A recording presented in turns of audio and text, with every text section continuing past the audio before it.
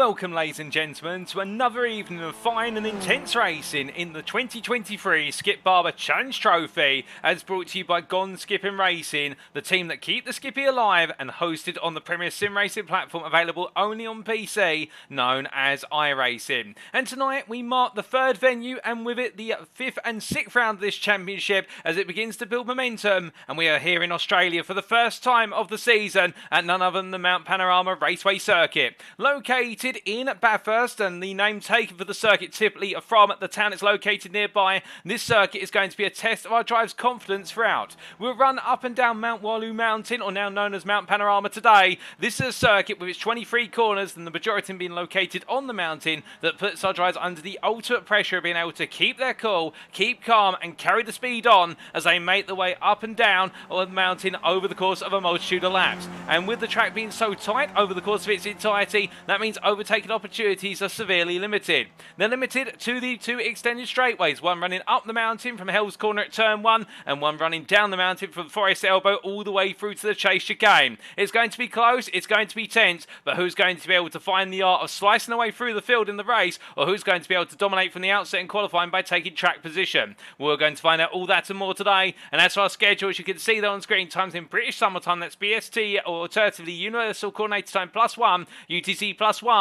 We'll be going into qualifying in just under 19 minutes time, our 15-minute qualifying session, which definitely be a deciding factor, we think, going into the first race of the day in terms of how our drivers will not just line up, but how they could potentially finish. After the qualifying session, we'll immediately jump away to the grid for the round number 5 sprint race, and that'll be the 20-minute sprint, kicking off at approximately 8:45 this evening, before we do take a brief breather, 5 minutes approximately, and then return for the grid at 9:10, and that'll be for round number 6's feature race, 40 minutes in duration. It's double the time duration compared to the sprint, and also, of course, it does have that mandatory pit stop, which with strategy being a key factor, and we saw that, of course, in the season opener at the Charlotte Roval in particular, or could strategy play a key card here for some drivers to jump the way through the field. But as we get ready to go racing, you're tuning live, of course, via our YouTube channel, and this broadcast is being brought to you via TX141 or Paul Walsh, depending on what the username there is on YouTube. But indeed, allow me to introduce myself as your host and commentator. My name is Paul Walsh, also known as TX141 at TX or Brit of the Spit, depending on what media you follow me on, and I'll be bringing you all your racing action tonight, and indeed for the remainder of the series. And this series is sponsored by Musical Money. Musical Money being the quick, easy and safe way to turn your musical equipment into money, and their web address musical-money.co.uk, and thank you to our sponsors for making this possible. But as we look ahead to today then, we take a look at our calendar, and indeed now we can see we're starting to make our way through the first quarter in earnest. And last time out it was the Sebring International Raceway in the United States of America, Florida, in the state of Florida, the Sunshine State, and before that in rounds 1 and 2 we got underway in the state of North Carolina at the Charlotte Roval. But now today we've made our way outside of the North American continent for the first time, but it's only for a brief period, and we're in Australia today, and then in rounds 7 and 8 next week we'll be returning for the Michelin Raceway Road Atlanta in the state of Georgia, and indeed the Braston circuit being at the roller coaster ride of road racing, and that'll be on the 7th of April. Then in rounds 9 and 10 we'll continue the theme by staying in the United States of America and heading to the Summit Point Raceway, before then making our way back to Australia, our second and final visit to Down Under territory, and that'll be in rounds 11 and 12 at Phillip Island, indeed a circuit that's more synonymous with supercars in the V8 machinery, much like Mount Panorama, being imagine our drivers will absolutely love it there in the Skip Barber Formula 2000s. Now we're on the 21st of April and conclude the first half of the season, but whereas many series would decide to take a mid-season break at that point, we do not. We go straight charging into the next round, and we go to neighbouring Japan on the 28th of April, and that's rounds 13 and 14 at the Okayama circuit, also known as the T1 Ida circuit in previous renditions, and that Japanese circuit is going to be fast flying, it's going to be twisty, indeed it could catch many a driver out. Then we'll make our way back to North American continent, albeit for the Canadian circuit at Circuit Charles Villeneuve, and that'll be for rounds 15 and 16 on the 5th of May. We'll then head to continental Europe for the only one time this season, and it will be for the Nürburgring Combined Layout, the Nürburgring Gesamtstrecke, and that's around 17 and 18 on the 12th of May. And then to wrap up the first 20 rounds, this is a very long calendar, of course, in what will be our 10th venue. We make our way back to the United States, and that's where we'll stay for the remainder of the season, kicking off there with the run of 3 host venues. And the first one will be in the city of Detroit in the Belle Isle Grand Prix, and that in the state of Michigan for rounds 19 and 20 on the 19th of May. On the 26th of May, in the penultimate venue, we head to Watkins Glen International Raceway in the state of New York, and that'll be for rounds 21 and 22. And we'll bring it all to a close at the classic VIR circuit of Virginia International Raceway Raceway for rounds 23 and 24, and that's on the 2nd of June. So we've got a long way to go. Indeed, the journey is long, but our drivers already are really getting their fangs into the journey, and let's take you through the championship standings after the first 4 rounds. And as we can see here, looking at our top 10, Nathan Wade is still out front after 4 rounds of racing, albeit a missed opportunity at last time out in order to try and pick up a win in the feature race, and he was able to talk about that in the post-round interview with a bit of underfueling cost him dear, but still Wade leading up front by an advantage of 10 points over Marc Beckhaus, having slightly increased the lead, but Beckhaus is the force to be reckoned with here, jumping into P2 after picking up a win last week, and therefore now jumping ahead of Steffan Hermann. But Hermann as well picking up a win in the sprint race, and by no means slacking off, and therefore Steffan Hermann looking at an opportunity to move into P2, if not the championship lead today. And then we do have a sizable gap of 22 points to Geoff Randall in P4, who continues to show great form and great potential, but small little instances of holding back or small mistakes may just be costing him that run into the top 3. But still, as he's moved into P4, he's got Christian Perez behind now, who stays in P5 for the time, with David Burns in P6, who's showing great pace at the Sebring circuit, and will he be able to do that once again today? And with Rasmus Etevuri there now beginning to build some momentum after what was a fantastic qualifying lap at Charlotte, but it wasn't to materialise in the races. But last time it did work out for the Flying Finn, and up to P7 there from P11 after the first 2 rounds on 57 points, and only ahead of Joan Rodríguez based on that result countback. But then we can see Jack Atkinson and Rudy and Van der Meerden completed the top 10. Outside the top 10 there from our 44-point driver in P10, we then can see only 1 point separates Van der Meerden from Ryan Jackson, who's on 43 points, and then Chris Wayne falling down to P12 after a difficult day last week, and Paul Smithhurst and Kevin Budgeon the same. The 3 drivers there all having difficult races in the second host venue, and they'll be looking to try and right wrongs today. Nick Vaughan Roberts, meanwhile, in P15, continuing to keep the run of form alive, with Remco at place here there now up to P16 on 27 points, and just ahead of Ludwig Sauer there by the best portion of 3 points. Close between the two of them over the course of the racing at Sebring, and we can imagine the 2 drivers will be going toe-to-toe again once again tonight. Clark Williams, Stefan Krumholz and Titus de Jong complete the top 20, with de Jong almost falling out of the top 20 there, and only inside the run there by a few points. We can see the slender nature. It's a single point that separates him from P21 driver Gordon van den Bergen, with Terry McGrath with a further point behind, and it's Daniel Tufts in P23 ahead of Peter van der Noord, with Paolo Anzioso falling down 3 places after a difficult day at Sebring, the circuit not suiting the driver, and he'll be hoping this circuit suits him a little bit better. But then Nigel Easy moving up into P26 there, picking up 10 points ahead of Benjamin Haas, JT Kapinen, who could only join us for 1 round last time out, but showing great promise, and can he do so again tonight? And then we have AJ Campbell and Dario Frattini completed the top 30. And then to round off our standings from 31st through to 34th, it's Marcel Brunschwiller, Wojciech Potuzik, also Ollie Pimley and Dave Devine who complete the standings. But coming onto our circuit for today, we can see it's the Mount Panorama circuit located near the town of Bathurst in the county of New South Wales in Australia. And this circuit is one of a very limited number still remaining in the world where the entire racing circuit is made up of public roads. That's right, this is a throwback to traditional road racing when it really came to its inception in the early 1900s. And as our drivers make their way around the circuit, they'll be racing past local businesses, houses and venues whereby you'd have normal ordinary citizens commuting from A to B on their days off. But indeed, for our drivers today, they'll be taking up the roads and going full attack throughout. If you live in Australia, you can actually visit the Mount Panorama circuit. A little bit of trivia for you, but there is a speed limit in force, so you're not allowed to charge up and down the mountain like our drivers will be doing. But as they make their way across the start-finish line and in towards turn number 1, they'll be heading to Hellcorn, the sharp left-hander, who'll powering their way up towards Griffiths Bend via the mountain straight. There it's an uphill braking zone. It's all about carrying speed into a tight apex, but as they emerge from that, they continue to make their way upwards and ascend into the cut in the turns 3 and 4. Known for the fact that it cuts the circuit very close to the turn 4 apex, and that's where overtaking opportunities begin to subside. But as they come out now, it's going to be 1 wide all the way over the mountain, starting with turns 5 and 6, which make up Quarry Corner. And as they charge through at the left-hander sequence of turns 7, 8, 9 and 10, it culminates, of course, in Philemy Part at turn number 10. They're keeping the car on circuit, a circuit where many get a corner, we should say, that many drivers get caught out and go wide at. They'll then make their way to the highest point of the circuit, which is Skyline, and over the rise of 11, they'll start to descend down the mountain, begin with the run through turns 12, 13 and 14, heading into the dipper at 15, but still they carry all the speed indeed, it's all about momentum at this point as they come through the kinks of 16 and 17 and then break the way down into Forestdale about turn 18. Make it out there without making contact with the wall, and they'll want to carry as much speed as possible off the turn 18 apex. They're one of the slightest corners on the circuit and sets up the run all the way down the back straight, down the Conrod straight, down towards the chase chicane at turns 21 and 22. They're heavy on the brakes and another overtaking opportunity before they make the way up towards Murray's Corner, turn 23, to complete the lap and do it all over again. But indeed, this circuit map does not provide us with the ultimate expectation of what the circuit is like, and indeed the 2D circuit map's never going to quite give you that, but we do say thank you to iRacing.com for their circuit maps and of course their wonderful simulator. But coming on to reminding you of our rules, of course we can't go racing without rules and regulations. The car setup is a completely open setup for this series, but the Skip Barber Formula 2000 cars do have limited things that can be tweaked on the car, and just to remind you, our drivers are permitted to change their tyre pressures, their fuel, their brake balance, also the spring perch offset and the anti-roll bar. But in terms of the car fuel loads, they shall be restricted to a maximum of 60% for all race day sessions, and that does of course mandate the pit stop in the feature race. Qualifying wise, an open qualifying format shall be used with no overtime available. That means as soon as we hit 15 minutes, all the drivers who are out of the circuit will be immediately pulled back into the pit lane, but it does mean we're going to see all the drivers out of the circuit in splendid fashion, and when you do have approximately 24 drivers taken to the Mount Panorama circuit, it is definitely going to get crowded.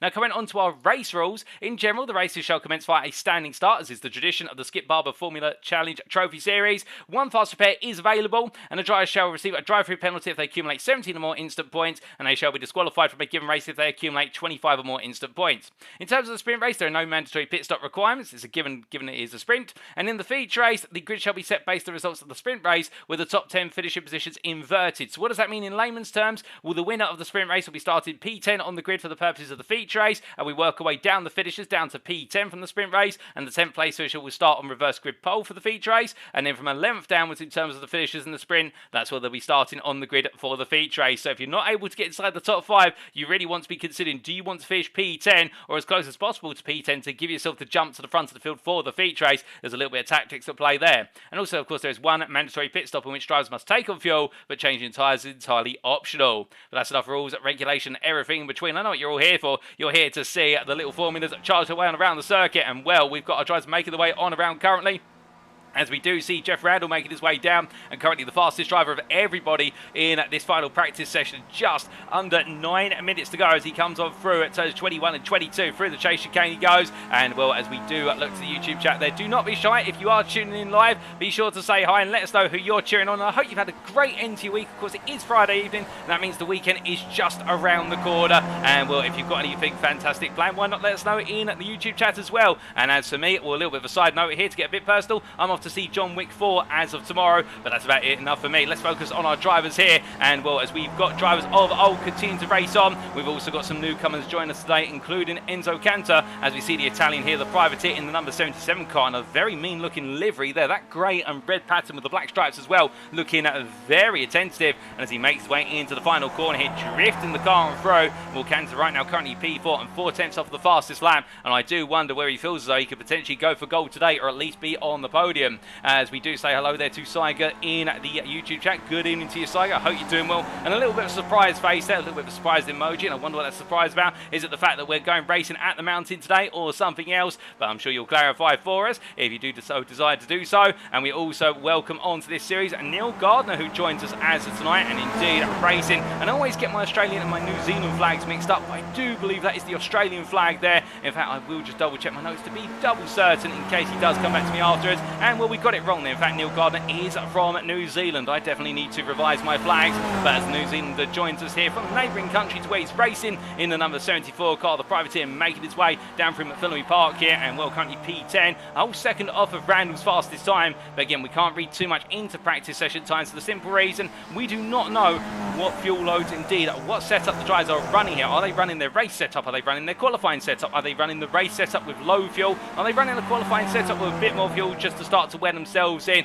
etc.? All the permutations really do build up, and that's why we won't read too much in other than have a general feel of where drivers could be placed in qualifying. But indeed, we saw at Sebring last time out, a good number of drivers who were very far down, who didn't set times in the practice session, stormed right to the front of the field when they went into the qualifying session, and that's the thing you've got to be very wary of. But as we do see Gardner making his way down towards the chase chicane very shortly, we also do have the new driver on the Frenchman of Arnaud Chabin as he makes his way through McPhilly Park very shortly through turn 9 and up towards 10. But as we can see the number 27 driver here, and indeed in a livery which reflects the colours of the French tricolore flag. Of course, the tricolore referring to the three colours of what is there, the blue, the white and the red, and running there in a predominantly what is a blue livery with a couple of small logos and insignias which refer to white and red, and representing the French flag, and flying it higher for his own country as he makes his way down towards Forest Elbow here. And indeed, good luck to all of our newcomers in this series today,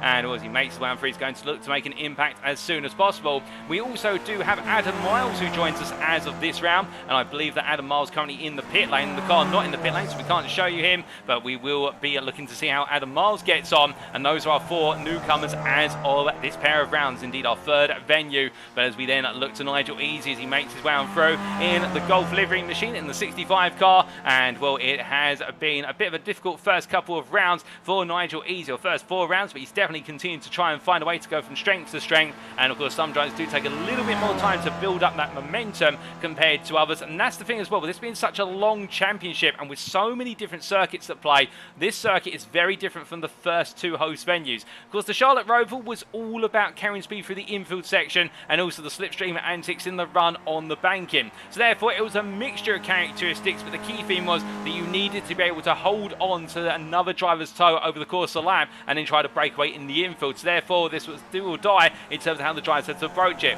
Last week at Sebring, it was more technical in nature, and also with the road surface changes and also those curbs catching drivers out, it did mean that you had to be very smart with balancing the car. Whereas here today at Mount Panorama, this is a confidence test. This is all about your ability to carry the speed up and down the mountain as best as possible, and also track position is extremely key here. Of course, we will see battles on the extended straightaways. We may even see a couple of daring overtakes into Hell's Corner and Murray's Corner, and perhaps 1 or 2 over the mountain. But for the most part here, it's about finding yourself in the pack, getting a good qualifying lap from the outset, and then just simply trying to break away early on in this race. As he heads up towards turn number 2, we see there Samuel Bernardi saying Bathurst goodness, and indeed I have to agree with you there, Samuel. It is an absolutely brilliant circuit, Bathurst, and it's why it draws so many crowds year in year out, including the Bathurst 12 out and the 1,000 kilometres of Bathurst. And good evening to you, sir. And I can see also Saiga there saying the mountain is wild, and a fan of the Bathurst mountain once again. And well, as we do see Titus de Jong making his way down towards the chase chicane at the moment in the number 90 car for RT Racing. We're having some great battles in the midfield last week at Sebring, and I think he'll be looking to do more of the same today as he heads on down here through the chase chicane. And will the livery looking strong there, very definitive livery for the Dutchman as he heads up towards Murray's Corner. And as he heads his way down towards Hell's Corner as well, a little bit of trivia for you if you're ever wondering why did Hell's Corner get the nickname of Hell's Corner at turn number 1. Well, in the early days of racing around the Bathurst circuit, it was known for a number of instances at turn number 1 where drivers, particularly motorcyclists in motorcycling series, would end up being in significant instances, and some unfortunately becoming deceased as a result of it and no longer with us. But the idea was if you had a major incident at Hell's Corner at turn number 1, well, you would end up, particularly if you deceased as a result of that incident, you would be going straight to hell. And I do believe that's how the legend and how the nickname of Hell's Corner came about, in the fact that if you did have that incident, it led to your death, then therefore you'd be going straight to motorsport in hell rather than motorsport in heaven afterwards. But as we do see it, De Jong making his way out to turn number 2 here, he won't be looking for heaven or hell, he'll just be looking for a strong day today as he comes on through turn 2 and up towards the cutting at turns 3 and 4. But you can see on these camera angles the natural width of the circuit condensing as he comes into the turn 3 apex, and this is one of the corners where we are expecting there to be some rather controversial moments where drivers will look to try and make those overtakes, albeit the Skip Barber machine, a very thin machine compared to say GT3s that race around here, and therefore there's a lot more width offered to our drivers. It's not as though they're going to be cumbersome over the mountain. I don't think anybody will really want to go too wide for too much of it, because the thing is, particularly with this run through the triplet corners of turns 8, 9 and 10 that culminate in McPhilly Park, when you go too wide here, you both have to back off. And that's the thing in this series. We have seen over the opening 4 rounds, the trust levels between drivers are so high compared to one another. Indeed, everybody being able to trust the race alongside. But when you race too wide, it's of course a great spectacle for us as the spectators. But for you as the driver, you're losing a lot of lap time by default. And therefore, you don't want to be too wide for too long. You want to try and settle down into a single line where you possibly can. But as we do see there, Samuel Bernardi saying pretty disrespectful for a motorsport legend. And I do believe in reference to saying a little bit about Hell's Corner effectively, but as we do see Kanta heading on down now, well, Murray's Corner, well, the difference there, Murray's taken after the name, turn at 23 rather than Hell's Corner, and again, it's not quite 100% sure as to where exactly the nickname come from, but that's the legend that does seem to come out with Hell's Corner. But as we see Kanta making his way on through here, we've only got 1.5 minutes left to go, and well, we do look to Paul Smithhurst here, and Smithhurst having a difficult time last time out at the Sebring circuit, showing a lot of pace, but it didn't quite work out in either of the races. I think he felt as though there was a bit more out, and as he heads up towards turn 2 here, well, right now he's got time to be able to show it today. In fact, he's currently P3, but again, practice times at the moment 3.5 tenths off of Randall's fastest time, and I do wonder whether Randall's potentially looking to go even faster, as we do see at one Rodriguez making his way down here through the turn 20 kink and heading up towards 21-22, but as he comes on down for Firebird Sim Racing, the Spaniard here, another one to watch out for. He's competing inside the top 10 last week, and can he do that again? Well, he's just on the periphery at the moment as he makes his way up towards turn 23 today. But coming on down here, also a little bit of trivia for you. When I was making my way towards the commentary booth, I did have the opportunity to catch up with Geoff Randall, and well, the series organizer pretty much gave me an overview of exactly all the different gears and the sort of speed to be approaching from each and every corner over the course of a fast lap around here, and we're of course trying to go into incorporate that when we go into the qualifying session and bring you an on-board reference lap. But indeed, Geoff has always been highly enthusiastic, and all the drivers down the paddock being really enthusiastic with regards to the racing. Indeed, as we said earlier, this series keeping the Skippy alive with the fact that it has been supplanted by the arrival of the FF 1600 recently in iRacing. But indeed, the Skippy dear to many in the heart, and that's why we've got everybody out in force here for the 2023 championship. As we see Daniel Tuss making his way down, but check a flag out in the practice session. It is time for us to enter qualifying and see who can conquer the mountain over a single fast lap. Well, time will tell. It does look as though Randall might be one of the faster drivers up there, and will we transition over and let's find out. So as we make our way into the qualifying session, then all the drivers now starting to make the way into the pit lane as soon as possible. And in fact, they make the way on out here, and it's going to be a close season for them all. Because we do remember, we do not have overtime available here. So once the clock strikes 15 minutes, it does mean that the qualifying session immediately ends. No ifs, no buts. So you do need to get out there and get your laps in as soon as possible. But as they make the way up towards turn number 2, I can see there's Saiga saying, I better see some jumps, laugh out loud. And that's in reference, of course, to on the simulator. They wouldn't do it in real life because it would absolutely take the car to pieces and also put the driver at major risk of injury.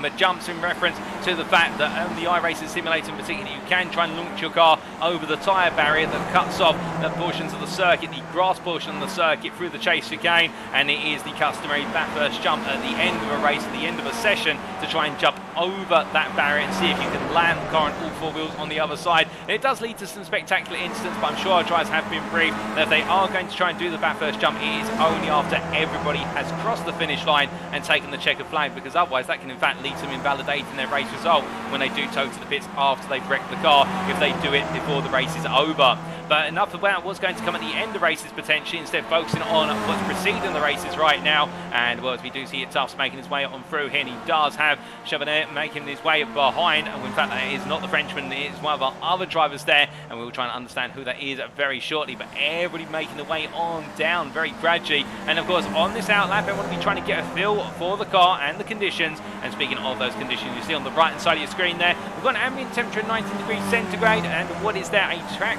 temperature of 21 degrees centigrade. It's quite early in the morning in terms of the simulated time, and that does mean it's quite comfortable conditions for our drivers here. It's not a circuit that's going to be blistering hot, and therefore the tyres need to be delicately danced on. But instead our drivers do have that opportunity to really push the car around once again with clear skies as well, and a small bout of ambient cloud about. But as we see our drivers making the way on down here, and well, we look to at the very front of the field, it's Randall who's going to be our lead driver, making his way down towards 21-22 into the chase chicane. And as he makes his way way out of the chicane now, heading up towards Murray's Corner, where he's going to be our first man round. And indeed, he did give me the overview of the lap, so let's ride on board with him and find out what it is to do a lap of the Bathurst circuit in the Skip Barber Formula 2000.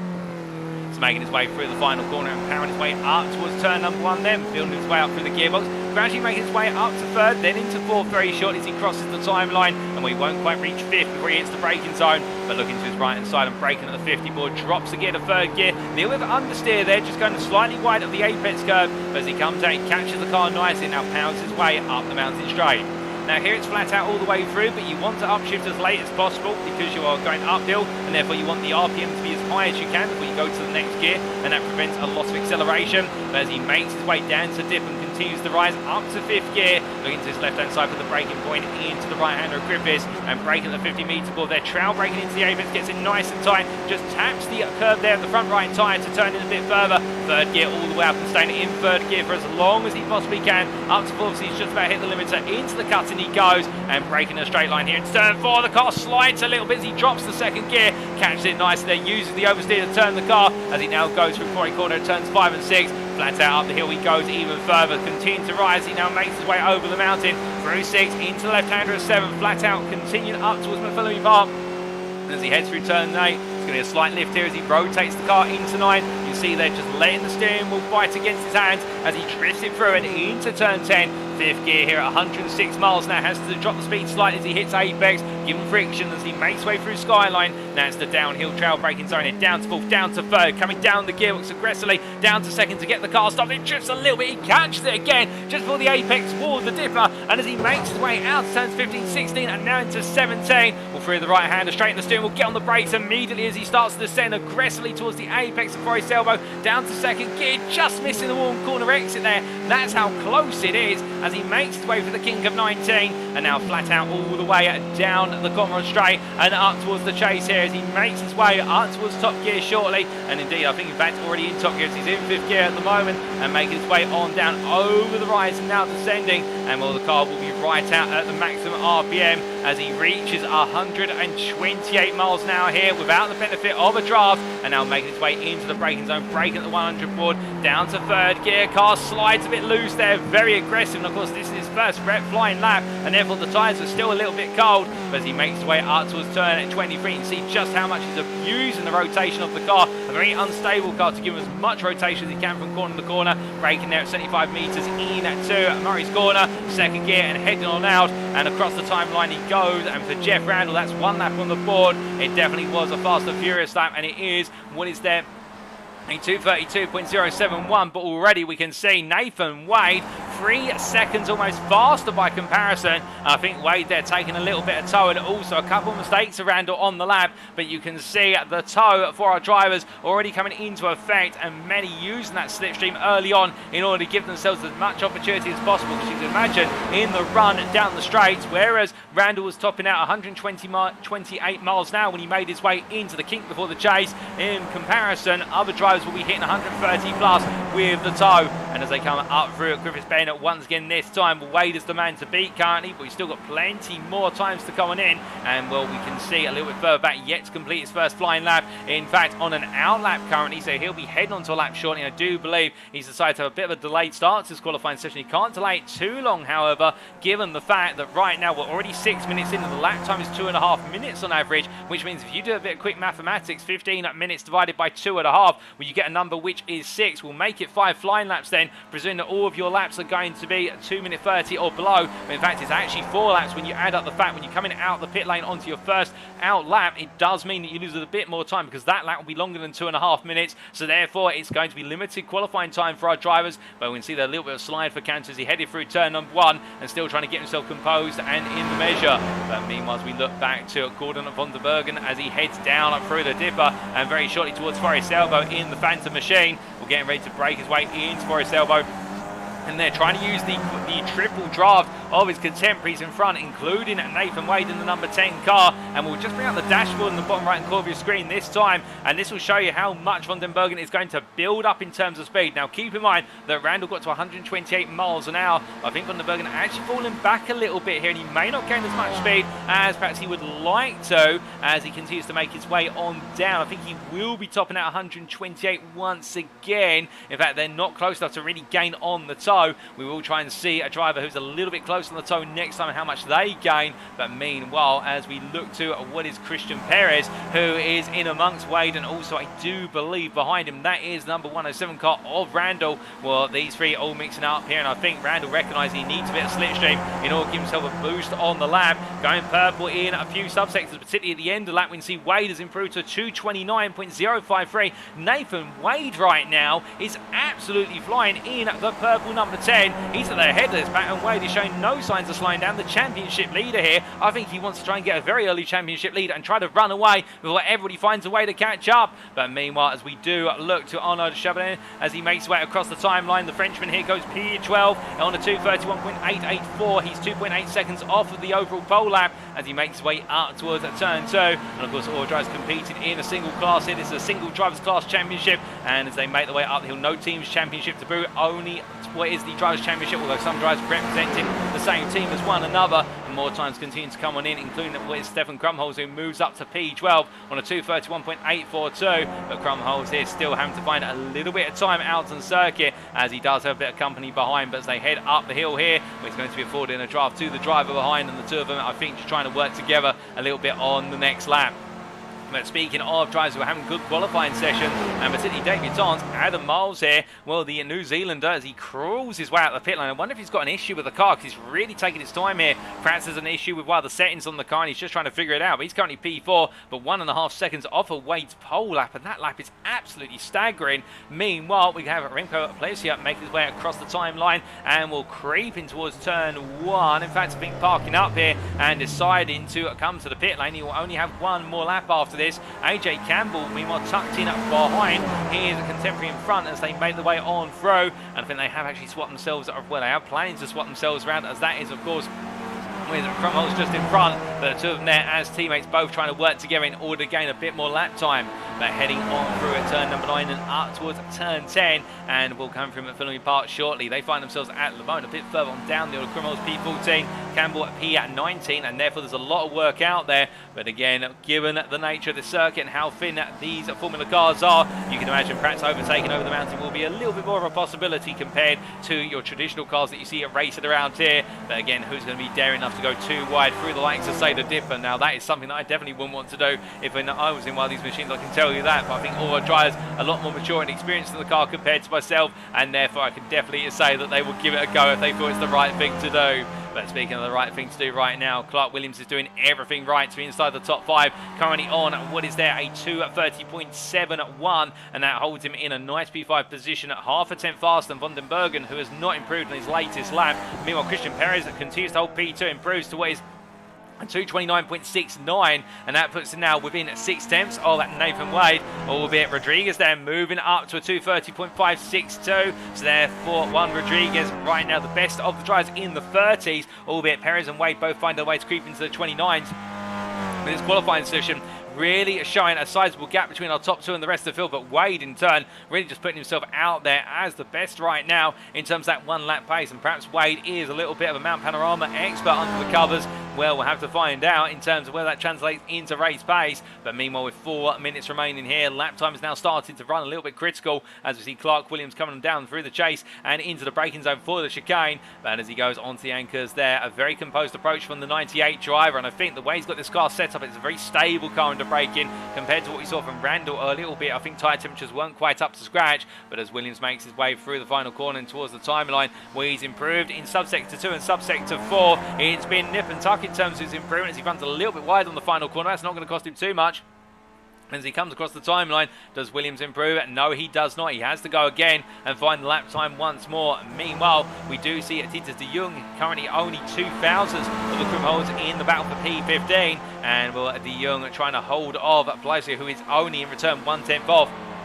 And the fight to be inside the top 10 is definitely right now looking to be the bigger question or ask of our drives compared to being the fight to be on the front row of the grid, with our top two, Wade and Perez, in worlds of their own, indeed worlds apart from one another respectively, as the next driver of Rodríguez is, well, what is 9/10 off at this current point in time. But then looking at between Rodríguez, Smithhurst and Miles, it is only what is 600ths that separates the trio, and you have Williams only a further 10th off as Miles and Smithhurst have moved into with P5 and P4 respectively, and Smithhurst making that massive gain quite recently, albeit he's in the pit lane, and I do not think he'll have enough time to get another qualifying lap in. So Paul Smithhurst has concluded his qualifying session. We do have Benjamin Harris and also Ollie Pimley and Chris Wayne all in the pit lane. Wayne on an out lap. In fact, Wayne making it very late to this qualifying session. He did let the organisers know he would be late. In fact, on his out lap right now, I don't think he's going to get a lap in here, so he will be starting from the back of the grid. But the number 69 driver, you can be sure the Gone Skipping Racing driver will do everything in his power to fight his way up there. And speaking of his teammate, meanwhile, Geoff Randall tucked in behind Nathan Wade. There goes P3 on a 2:30.412. But as he makes his way on through, we can see Vuri has immediately dethroned him from P3 down to P4. Rasmus Vuri moves to P3. The Finn finds a way, as we can see him here, all in the all-white livery car, making his way up the hill. And well, for him, his qualifying will be done. The same for Rodríguez and Smithhurst doing P5, P6. But Vuri finds his way up there at the most important time at the end of the session, where maximum rubber has been laid down. The track is in its optimum condition. Wade has decided to take a visit to the pit lane, so therefore he'll not be improving further. And I think a lot of our drivers now will be starting to think if they haven't got themselves onto an effective lap, it's going to be all said and done. But meanwhile, we can see Enzo Cantor making his way out of the final couple of corners here, heading down towards Murray's corner now, and into the braking zone very shortly as he comes down into left-hander. Well, he's got a 2:29.053 to beat overall time-wise. His personal best is 2:30.75. He's gone purple in subsector 4, so he thinks there's time out. He improves in the final subsector. He jumps to P4. There, Cantor onto a 2:30.307. He moves up to P4, and Randall's pushed down to the third row of the grid. Can't quite get close to Vuri, however, we can see a 10th between the two of them, but Cantor definitely shining high. And indeed, right now, we're waiting to see can anybody else respond, as meanwhile, we do have what is Neil Gardner coming to the timing line, and he moves up to P10 on a 2:30.756. It just creeps back onto the fifth row. We've got less than a minute to go here. Is anybody else going to get a lap in? That's the question. Well, I think Chris Wayne will get his out lap in as he's making his way down Conrod currently, but otherwise, I think it's all said and done for most drivers, although we do have a couple making their way out of Forest Elbow currently, including Christian Perez, who's tucked in behind another driver, and as they make their way on downhill, that's number 85 car in front of him, that's Adam Miles. And well, Perez is going to cut his way to the inside here for the kink, and I think trying to get through to Miles Lewis, he feels he's on the better lap. And indeed, you look at the timer at the bottom of your screen, they've got 20 seconds to go. I don't think they're going to make it. I do not think there's enough time. In fact, there won't be. It's still about 20 seconds left on the lap, and they've only got 13 seconds left, so Perez has left it too late, and it's going to be a question of what could have been. The same for Miles, and it will mean that if everybody else haven't completed their laps that are available, Nathan Wade will be on pole position today for our first race as the clock strikes 15 minutes, qualifying is complete, and we head to the grid for the round number 5 sprint. So as the grid lines up, this is how they'll form up for our first race of the day. It's Nathan Wade who takes pole position, and joined on the front row by Astro Racing's Christian Perez. The gap between the two of them, 6/10 come the finish. Rasmus Vuri and Enzo Cantor line up on the second row, with Geoff Randall for Gone Skipping Racing and Firebird Sim Racing's Juan Rodríguez on the third row. Paul Smithhurst and Adam Miles line up on row number 4, with Clark Williams and Neil Gardner completing the top 10. On the 6th row, it's Gordon van der Bergen, followed up by Kevin Budgen, and he skips a racing driver there, just qualifying close to the Sickhead racing driver. It's going to be close between them in the run to turn number 1, there's no question about it. And then we do have behind them on the 7th row of the grid, Daniel Tufts and AJ Campbell. The RTL Motorsport driver just out qualifying his teammate, Stefan Krumholz, who starts off at row number 8, with RT Racing's Titus de Jong starting P16. On row number 9, it's the pair of Ryan Jackson and Remco Plesier, with the RT Racing driver having a difficult qualifying session, but he's ahead of Arnaud Chabanel, with Jack Atkinson starting P20 on the 10th row. And then on row number 11, it's Paolo Anzioso, the RTL Motorsport Blue driver, who has the privateer of Nigel Easy alongside. And it's Benjamin Harris and Ollie Pimley on row number, what is there, 12. And that is the qualifying grid almost complete. But let's not forget Chris Wayne, who starts very last on the pack. For the Gone Skipping Racing driver, starts P25 by his lonesome on row number 13. But you can imagine he's going to come through the order like a missile if he can find the space to do so, because he'll think that he should be up there inside the top 10. Well, as the grid continues to form, we've still got a few drivers yet to take their spots on the grid. Of course, we are only moments away from going racing, less than a minute now until it lights out, ladies and gentlemen. Nathan Wade takes his slot on the grid, and will Wade absolutely running to pole position by 6/10 in qualifying. Can he find that time also in the race? When the green process is complete, we await the lights. 1 red light, 2 red lights, 3 red lights, 4 red lights, 5 red lights. And it's lights out and away we go for race winner today as Nathan Wade gets a good start off the line. You can see, meanwhile, Christian Perez tucks in immediately here and doesn't try to do anything fanciful in the run to turn 1. Wade launching the car well as they make the way through the opening corner and head up the hill they go. Of course, cold tyres and cold brakes for the first couple of laps. This shall make it interesting, there's no question about it. But as all of our drivers continue to head up the hill here, you can see a little bit of wobbling and waving and weaving between our drivers, all trying to get a bit of tyre temperature in before they start to head onto the mountain. But as Wade continues his way up, now being closed up by Perez as further back, we do have Harris moving past easy in the battle for P22. Being see already the top 8 starting to make a breakaway. Meanwhile, Gardner side by side here with Clark Williams as they make the way into turn 2. Gardner on the inside, he gets the move covered off and moves up to P9 already. But as they continue their way in to the cutting, everybody now one wide as they get ready to battle on the brakes, albeit Gardner ahead of Van den Bergen, with Bergen under pressure from Clark Williams. But I think they're Williams on the inside as we see the 2 drivers going 2 wide through turn number 4. There's still going to be 2 wide on corner exit here, and indeed Kevin Budgeon now dropping into P11 with Clark Williams falling back a little bit further. And that goes to show you when you're on the inside line, you do lose a little bit of momentum, albeit the bravery stakes there could not be higher as they make the way through turns 7, 8 and 9 and up towards McPhillamy Park at 10.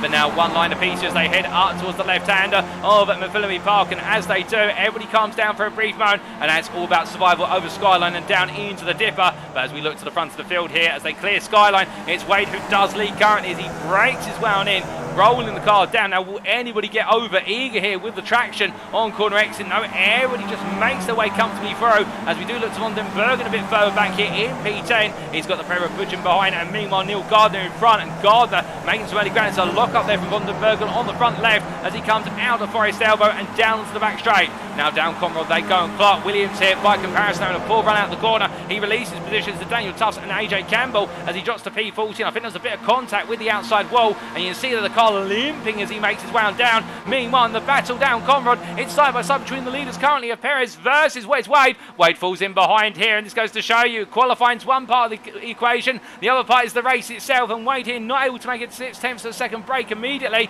And now as they make the way out of the chicane, well, Christian Perez is your race leader as he heads to the final corner for the first time.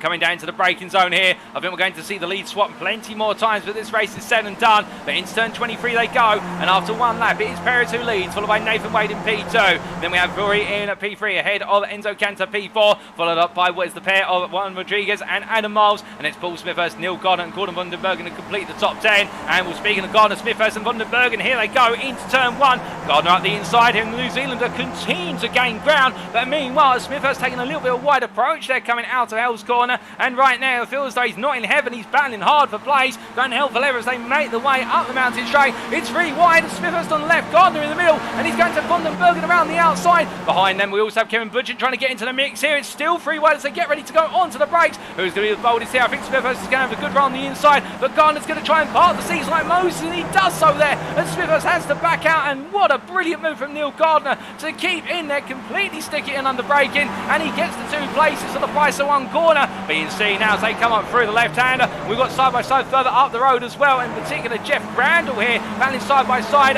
with what is Enzo Cantor, and Cantor, the debutant tonight from Italy, really showing his pace in this field as the gun skipping racing driver, I think, with a little bit of an unknown here in terms of his adversary, as they make the way through turn 7 into 8. Well, behind we've got Miles and Rodriguez just watching on at the moment as they come on through turn number 9 and up towards 10, and long line they go. Now it's line formation as they head through the left-hander, and behind them Van den Bergen still under pressure from Budgeon, but he's also got Gardner to contend with in front and trying to put the pressure on Gardner as they make the way down into the dipper once more. But powering the way on down here, of course, now it's all about keeping calm. There's no real overtaking opportunity unless somebody gets it wrong coming through here, and that's the thing with these drivers, at their level they don't get it wrong, or when they do it's spectacular. And when we say that in terms of the fact they're pushing so hard, you'd have to see it to believe it, but as they come down through Bryce Elba, it's a lock up there for one driver, and I believe that was a lock up for Rodríguez, who just misses the wall. Meanwhile, we look back to Daniel Tufts, who's on the grass there, battling side by side with Butch, and Butch having a poor run, coming out of Bryce Elba, and they're going to be side by side all the way in the run here, as a long distance camera shot also shows side by side between Van den Bergen and Gardner, and Van den Bergen on the inside of your picture there on the left hand side, and Tufts meanwhile on the outside,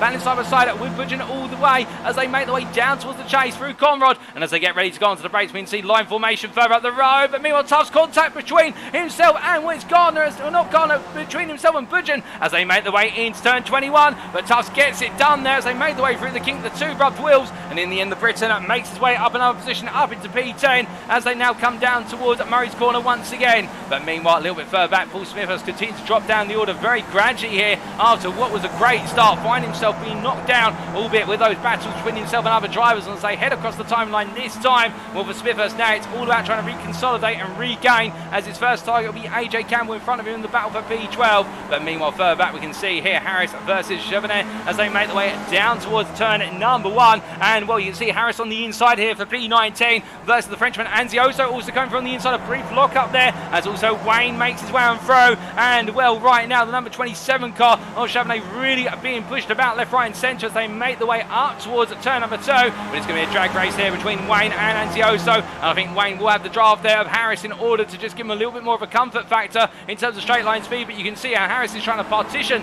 the slipstream he gives to both drivers there to give himself as much defence as possible, but Wayne's already got the overtow, and as they make their way through 2, with the Gone Skipping Racing driver makes it 3 places in the run of 2 corners. It's a 3 for 2 special as he heads up the hill, but meanwhile behind here Harris finds himself almost at the 4 wide, albeit ahead of Chevenet, and then it's Easy and Anzioso behind. Anzioso on the inside of Easy coming into the cutting, he's going for the move, it's the Artois Motorsport blue driver, and Easy falls back behind, knowing that it's not his move to make as they come out and in towards Griffiths Bend. In fact, that's going to be Quarry Corner, my apologies, but as they make their way through turns 5 and 6 and over the line into 7, these two right now continue to fight hard as they come up towards Bartholomew Park, but meanwhile we look from the back of the field up towards Willis Remco Bliss, who's in P16, and he's under pressure from Atkinson behind us. Jack Atkinson, who started P20, looks to make a little bit further ground, and Atkinson really does grow into these races typically after slow starts in qualifying. He's trying to find a bit more ground, and indeed right now Pacer by comparison also getting 2 places since the start of this race, with both drivers making gains, but not as many gains potentially as some of their peers around them. Chris Wayne in particular gained 6 places off the line, and starting from the back of the field we have had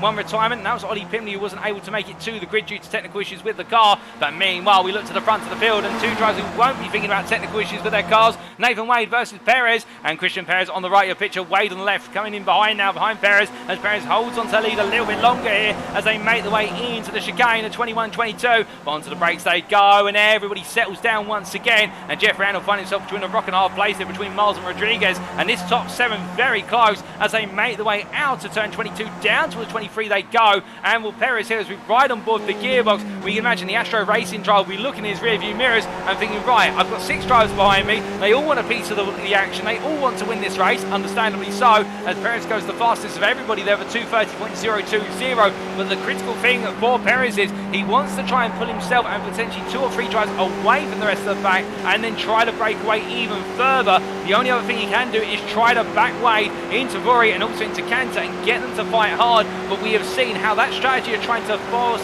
your opponents to battle one another behind it doesn't normally work because of the propensity of the slipstream on the straights, and as they make their way up the hill here, well again Wade looking up the inside this time and no response from Perez. Perez understandably just playing it calm, he's thinking about later on in the race where he'll need the tyres and also he'll need the smarts in order to get it done, but as they make their way out of 2 and up towards the cut-in, well, we can see Cantor and Vori in particular behind, battling side by side with Adam Miles on the inside into turn 3, it's going to be very close under braking. Also look at this from Randall, who tries to come on 3, makes it 2 wide the continuation as they head into Quarry Corner, and as they come through the right-hander it's going to be Vori defence on the inside, and the finishman holds on for now in P5, albeit as they come through turn 7, Randall having to back off slightly, but it could go either which way as Randall's still right there, and meanwhile Rodríguez tucked in behind as they make their way through turn number 9, up towards 10 they go. Brilliant racing between these guys as they make their way into left-hander. And the challenge will be here for Vori and Randall. They'll want to fight one another, but for how long do they choose to fight in a given scenario? Because they are losing time whenever they fight to the likes of Miles and Cantor in front of them, and they lose the draft of the top 4. But as they come through the dipper, you can see already things starting to calm down between them once again. And they're setting themselves up for success in the run down Conrad Straight. And indeed as we ride on board with Juan Rodríguez. We can see him coming down here so close to the wall as he makes his way through Forest Hill, but then the shadows not making it easy to spot where the wall is. But Rodríguez having a bit of a slow run off the corner noticeably, and therefore I think just backing himself off, recognising that he doesn't need to attack. You can see the way they're weaving on the straight in response to Wade, who's trying to cut the toe of the drivers behind as they head on down here. Well, meanwhile, it's going to be Randall who looks up the inside of Vori in front as we continue to ride on board, and also Perez and Wade battling side by side through the kink and into the chicane they go. Well, that's going to be Vori on the inside there, and meanwhile Randall trying to go all the way around the outside. The two just give one enough space. Vori comes off the worst there as he finds his way to back out slightly, and Rodríguez just playing the patience game there, makes a move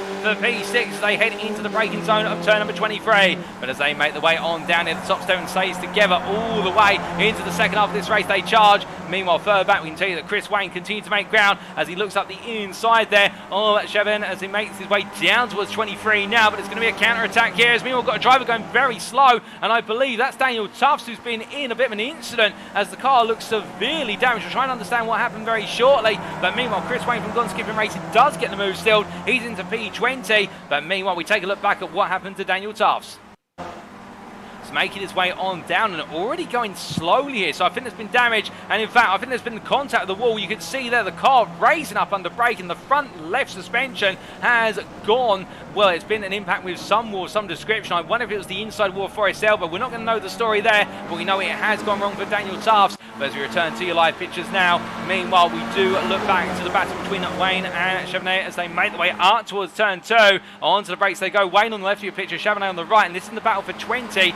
P20, which is as they make the way through the right-hander, and well, Wayne covers it off once again. The inside line full commitment with Nigel Easy trying to also squeeze his way into the fight, but meanwhile looking from them back up to Neil Gardner in P9. Oh goodness me, that was very close to the wall there for Gordon Vandenbergen, and Neil Gardner right now staying close. And this battle for P8, much like the battle for the top 7 places, right now you have got 6 drivers contesting P8 all the way down to what is P13 as they come for a left-hander. Jackson right at the back of this group. Cantor meanwhile is taking the overall lead in terms of the lead of this race, and as they make the way down towards the dipper this time, well, Jackson on the back of all this, and well, the privateer running the Shell livery machine, he'll be thinking about how he can power his way on through gradually, and time is starting to trickle down, albeit they've got a few more laps to go here. But now this is where you start to enter the portion of the race where you've got to be playing out those moves, and the chess game has to play out to full fruition in terms of the tactics, because with only after this lap another 4 laps to go, including of course the overtime for a lap, our drivers will be thinking consciously now about where do they start to pick off their opponents one by one, if they can of course. And meanwhile, speaking of picking off drivers here, we can see Christian Perez making his way up the inside into the kink there versus what is Enzo Cantor, as Cantor moves into the lead for a brief moment and then drops back to P2. Miles there in P3, and Nathan Wade's fallen back to P5 by comparison. But again, this could all be a ploy from Wade. We can't read into this too much at the moment. They all look as though they're in cars that are still in absolutely tip-top condition, albeit I think the tyres and the fuel tanks would have something to say about that, and also the brake pads. But as they make their way through turn 23, on to another lap. They go on to their 6th lap of asking, and meanwhile going a little bit wide there. Well, that was Enzo Cantor, and I think just simply trying to give himself a bit of breathing room as he makes his way into turn 1, but through the left-hander. And then we look back to what is P8 driver Neil Gardner. As you can see here, the New Zealander holding on ahead of Gordon Vandenbergen with Paul Smith as completing the top 10, and there's Kevin Budgeon, AJ Campbell and Brian Jackson who hold formation behind. And then a little bit further back you can see in the rear of the picture, that's Jack Atkinson, P14. He's holding off Remco Placia and also Stefan Krumholz, and Atkinson continuing to gain place. He's moved up to P14. He's now gained 6 places since the start of the race and is continuing to make a bit of headway. And then we look a bit further back, and here is the pair of what is Paolo Anzioso chasing after Benjamin Harris in the battle for P18 as they make the way up the hill, and we're into the braking zone. They'll shortly go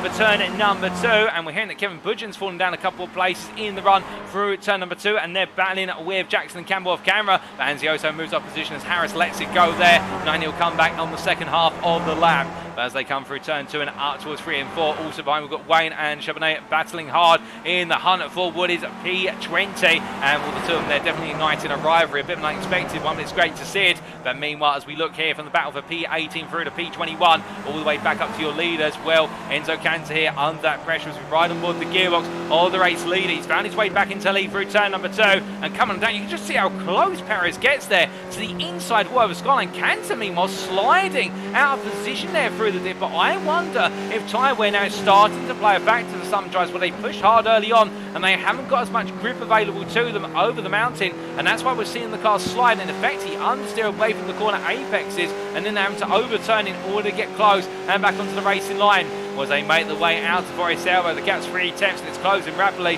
as we do have another retirement in this race, and that's a retirement for Clark Williams. He's in the pit lane at the moment. They've got issues with the car, they're trying to fix them, but meanwhile we can see here Perez just simply storming on through on the inside. Meanwhile behind them they do have Geoff Randall, who is trying to make his way up past Adam Miles. Miles covers him off down the inside, and then further back Rodríguez versus Wade. Randall's going to look round the outside to inside. Miles is going to keep him honest as they come on through. A little bit of tap between the two and front wheel to rear wheel, but as they make their way out to turn 22, it does look as though Randall's come on through. Meanwhile, it's going to be Rodríguez, Wade and Burry in the battle for P5. Onto the brakes they go, and Burry trying to go round the outside. It's going to be hard to pull off here given the fact that it's a downhill apex. It is slightly off camber at turn 23, and therefore when you're on the outside, the car will naturally want to drift wide, and Wade holds off Burry for the time being, but loses out to Rodríguez in the battle for P5 through to P7. Meanwhile, further back we see Ryan Jackson now trying to make a move on Neil Gardner, who's fallen from the front of this battle for P8 down to the back of it, and Jackson on the inside here as he comes into Hell's corner. And as they both make their way through a left-hander, well, Gardner goes a little bit deep in on that outside line, and Jackson simply comes on through. A nice move from Jackson in order to move up to P12, but will he be all for naught by the time they get up to what is the right-hander of Griffiths Bend, given the fact that we have got the toe playing into fashion. Well, meanwhile, speaking of Griffiths Bend, you see Cantor back ahead now of Perez in the battle for the lead, and behind them we've got Randall now trying to make another move as he tries to come past Perez. It'll be on the outside here into the cutting, but Perez is going to defend this. Randall's going to commit. It's going to be very close here under braking into turn 4. Miles also on the inside there, and Randall literally on the very threshold of touching the wall. In fact, there's a clip to the curb there for Geoff Randall. He's got to be careful. Those raised curbs around this circuit, well, they will upset the suspension and they can damage the suspension of the SBF 2000 machine. But right now Randall holds on to P3 ahead of Miles, but can't make it count versus Perez as they head up towards McPhillamy once more. Now him through the left-hander now, and the lap's starting to wear down ever more, and after this one they'll only have one more lap to the finish line based on a quick bit of mathematics, and you can see here this top 7 still staying right together, albeit the top 4 are starting to inch away from P5 through to P7, and that may be a telling sign of what's happened on the final lap. There's a slight lock up there under braking from Cantor in the run down through the dip. In fact, I think that was just the tyre sliding and therefore smoke being kicked up rather than a lock up on the brakes. It's going to be a lock up this time though for Enzo Cantor, and he just about avoids the outside wall. Cantor's pushing hard here, he's trying to break away. It's almost as if we're looking at a very short version of, say, a Tour de France where you see all the cyclists together, and now the lead cyclist trying to break away from his contemporaries. But the key thing here is that Randall right now and Perez are both salivating the prospect of making it 3 wide versus Cantor. Cantor's going to be made to be in the middle. Randall goes up the inside. Perez goes around the outside. Meanwhile, Miles also trying to come through. They're 3 wide into the gig, and there's 2 by 2 as they convert into the chicane, and onto the brakes they go. It's going to be Perez there who's bold, and meanwhile Randall goes around the outside to inside. There's further contact between them, and as they make their way out, we can see that Miles having to back out slightly as they head their way down towards turn at number 23. It's Randall who's leading, but into the corner they go. Perez is down the inside. He'll try and force the issue, there's no doubt about it, and as they come on through, well, Randall's ahead by a nose. We've got one more lap to go here, ladies and gentlemen, as they go on to the 8th and final lap, and well, you can see here it's 3 wide at the back of the group with Cantor, Miles and Rodríguez and Wade. They're all coming in now as they make their way to turn 1, and this is where the battle between the top 7 will absolutely ignite, as if it wasn't hotly contested already, as they make their way up the hill. And meanwhile, further back we can tell you the battle for P8 between Budgen, Vandenbergen, Smithhurst, Jackson, Campbell, Atkinson, Placer and Gardner and Krimholz has also kicked off, but we're going to be focusing on the leaders. You'll have to forgive us, ladies and gentlemen, for this lap, of course, but as they make their way up towards turn at number 2, it's going to be Randall who holds the inside line here. Meanwhile, Perez is trying to go around the outside. Rodríguez is there, he's going to get very close. It's contact, and all 3 of them come together. Perez, Randall and Rodríguez into the wall, and Enzo Cantor now leads this race as they make their way up towards turns 3 and 4, but it's not quite done yet as they make their way through the left-hander. Rodríguez in that instant, and Perez, they both had to be towed to the pit lane, and well, they're 3 wide into one corner, has not worked out. I think they're everybody getting a bit fiery, but right now Enzo Cantor finds himself on his debut leading the field as they make their way towards the end of this lap, and I think there's a slight connectivity issue there for Cantor. Surely it's not going to be late drama for Cantor. The effect of an engine blow up in the motorsport in the real world, but Cantor right now doing everything he can to hold on. Meanwhile, Miles here trying to get into the fight as they make their way through McVinnie Park, but there the tyres just not holding off enough as they head over the rise of Skyline and down into the fall they go, and charging on down here for Adam Miles. It's all about finding just a little bit more as he comes down through turn number 14 through the dipper and in towards Forest Hill, but he's not close enough to go for it at the moment, is the Briton, as he comes into the left-hander on the brakes, sliding all over the place there. But now Miles be looking to try and make the move. It's almost a tap to the wall as they come on out the corner and heading up towards turn number 20 by the means of the Conrad Straight now. We can see behind them Nathan Wade and Rasmus Vori not close enough. Meanwhile, Geoff Randall falling back, and with the contact between himself and Burns and Rodríguez, you can understand there with the wounds to the car. But we focus on this top two, as meanwhile, Cantor now being passed on the inside by Miles, and Miles looking all the way through here. Meanwhile, Wade behind, he's trying to make it free wide. Wade trying to go in on the inside here. It's going to be close to the break, and Cantor in contact with Miles, and Wade's on through on the inside. There's further contact between Cantor and Wade. It's all kicking off between them. It's getting fiery down under, and Miles being sent to the grass. But meanwhile, Nathan Wade leads this race, and behind Rasmus Vori comes from the outside, or does he? Versus Cantor, goes all in on the brakes. Well, either way, Nathan Wade has done it. He survived all the pitfalls, the rise and fall, and he rises to take the checker flag ahead of Rasmus Vori, who finishes P2, Enzo Cantor P3, and then it's going to be Geoff Randall P4 ahead of Kevin Budgeon, who'll come across the line P5 when all is said and done, just about ahead of Corner von den Bergen. It's Paul Smithers P7 ahead of Willis. Then Ryan Jackson P8, Jack Atkinson P9, and practically a photo finish from P5 through to P14. My good lord. And then Remco Pleasure completes the top 10 ahead of AJ Campbell, with Neil Gardner, the New Zealander, in the MP12, the privateer, ahead of Stefan Krumholz, Adam Miles P14 with that late instant, Teaser de Jong P15, and then we have Benjamin Harris P60 as he crosses the line. It's going to be Pala Antiosa P17 ahead of Nigel Easy and Chris Wayne, and then the last one tries to complete this race will be Daniel Tufts, and that's on the lead lap. And he'll be coming through P20 after a difficult mid-portion of the race. So I'm have to come to the pit to take repair work. But in the end, Tufts has made it on through and will pick up some key points and start ahead of what will be Arnaud Chabannet, Christian Perez, Ron Rodriguez, Clark Williams and Ollie Pimley, who unfortunately had to retire from the race before they made it to the checkered flag. But for Daniel Tufts, he crosses the line there, and it will be P20 and all said and done for race number 1. But my goodness, ladies and gentlemen, you could not make up that ending. And, well, it's definitely a sight to behold. But as we take a look at the race results, these, of course, will be subject to stewards' inquiries. And I think we may have one or two of them. So after the first 20 minutes of racing here today, down under in Australia at the Mount Panorama Raceway, but you know and love it as Bathurst, in the round 5 of 24 in the Skip Barber Challenge Trophy for 2023, Nathan Wade taking the win by what was 6.5 tenths in the end over Rasmus Vori, with Enzo Cantor on his debut finishing on the podium. Geoff Randall, P4 for Gone Skipping Racing after the contact with what was the pair of Mo Perez and also Rodriguez, and Kevin Budgeon completing the top 5 there for Skips Racing. He'll be pleased as punch with that. Gordon van den Bergen, P6 for Sickhead Racing ahead of Paul Smithers, with Ryan Jackson, Jack Atkinson and RT Racing's Remco Pleasure completing the top 10. AJ Campbell in PLM, best the rest there for Artel Motorsport, with a good run in the race and finding his way back into that second pack come the finish, with Neil Gardner P12 there, the priority on his debut, having a good start but falling back a little bit towards the end. But I think that's more about tactical positioning, and he'll learn from that, there's no question about it. And then Stefan Krumholz P13 for Artel Motorsport, with Adam Miles P14 ahead of Titus de Jong, who completed the run to P15 for RT Racing. As we continue our way on down the order, of course, P16 there, Benjamin Harris ahead of Paolo Anzioso. Great battle between them from start to finish, and Harris got the upper hand come the finish line, with Nigel Easy P18, and then Chris Wayne and Juan Rodriguez completing the top 20. Chris Wayne there being on 19th place finish, and Juan Rodriguez P20 for Firebird Sim Racing, being classified as ahead of Daniel Tufts, and I believe that is after what is at the end of the race. Potential penalties and whatnot are accounted for there, so it does look as though Tufts being demoted outside of the top 20, and then Christian Perez for Astro Racing at P22, albeit a lap down there with that late retirement ahead of Arnaud Chabannet, and then Clark Williams and Ollie Pimley also adding their names to that retirement list.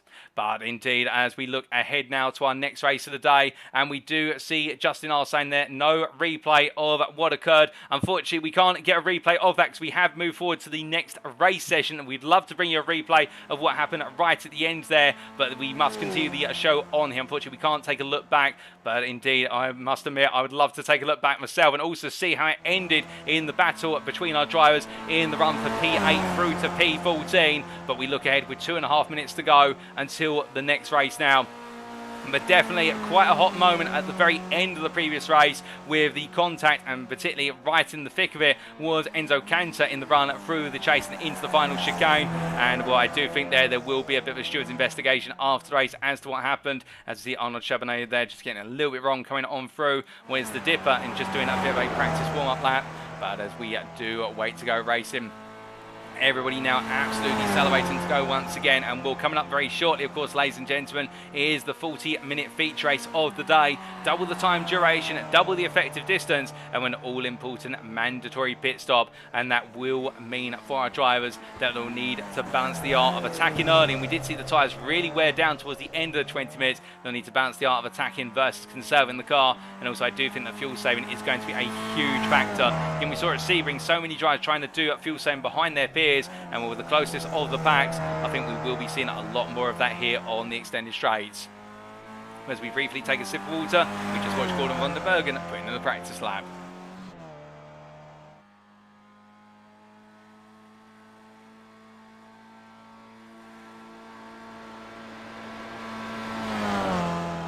Indeed, despite the difficulties at the end of race number 1, there's also plenty of positives to talk about in terms of the closeness of the battling, and also the way the circuit really enabling our drivers to stay ever close, not just on the straights but over the mountain. And we're trying to stay within 2 to 3 tenths all the way through from what was the cutting to Forest Elbow. It does mean here that the tiniest mistakes will be absolutely punishing. And I think the 40 minutes will expose where some drivers may just start to see mistakes creep into their craft. But we are only now a minute away from the grid for our 6th round of the championship. And as our drivers get set here, well, do let us know in the YouTube chat what you're expecting for the round 6 feature here. Well, for me personally, I'm expecting there is going to be a bit of strategic manoeuvring from our drivers, and I think we could see some drivers jump their way through the field through fuel saving strategies, but everyone will be trying to save as much fuel as possible. And well, of course, we'll see some battling, and hopefully we'll see things calm down a little bit compared to how they concluded in the sprint race. But of course, tempers do get a little bit fiery, and you can understand that in the heat of the moment, everybody absolutely going for it. I think they may just be told by the organisers, just turn it down a slight notch after what did happen. But as we see Chris Wayne making his way on down Conrod, of course, having started from the back of the grid in race number 1, he'll be starting a little bit further up the grid, and how far can he rise in race number 2? When the checker flag comes out in this warm-up session, it's time for us to find out all that and more.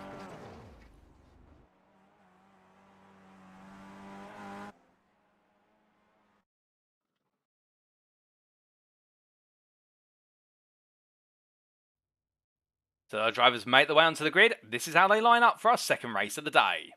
It's Remco Palacio who takes pole position there in the end. Reverse grid pole for RT Racing, and he is joined by Jack Atkinson, the privateer. On the second row, it's Ryan Jackson and Paul Smithhurst, followed up on the third row by Sickhead Racing's Gordon van den Bergen and Kevin Budgeon from the Skips Racing.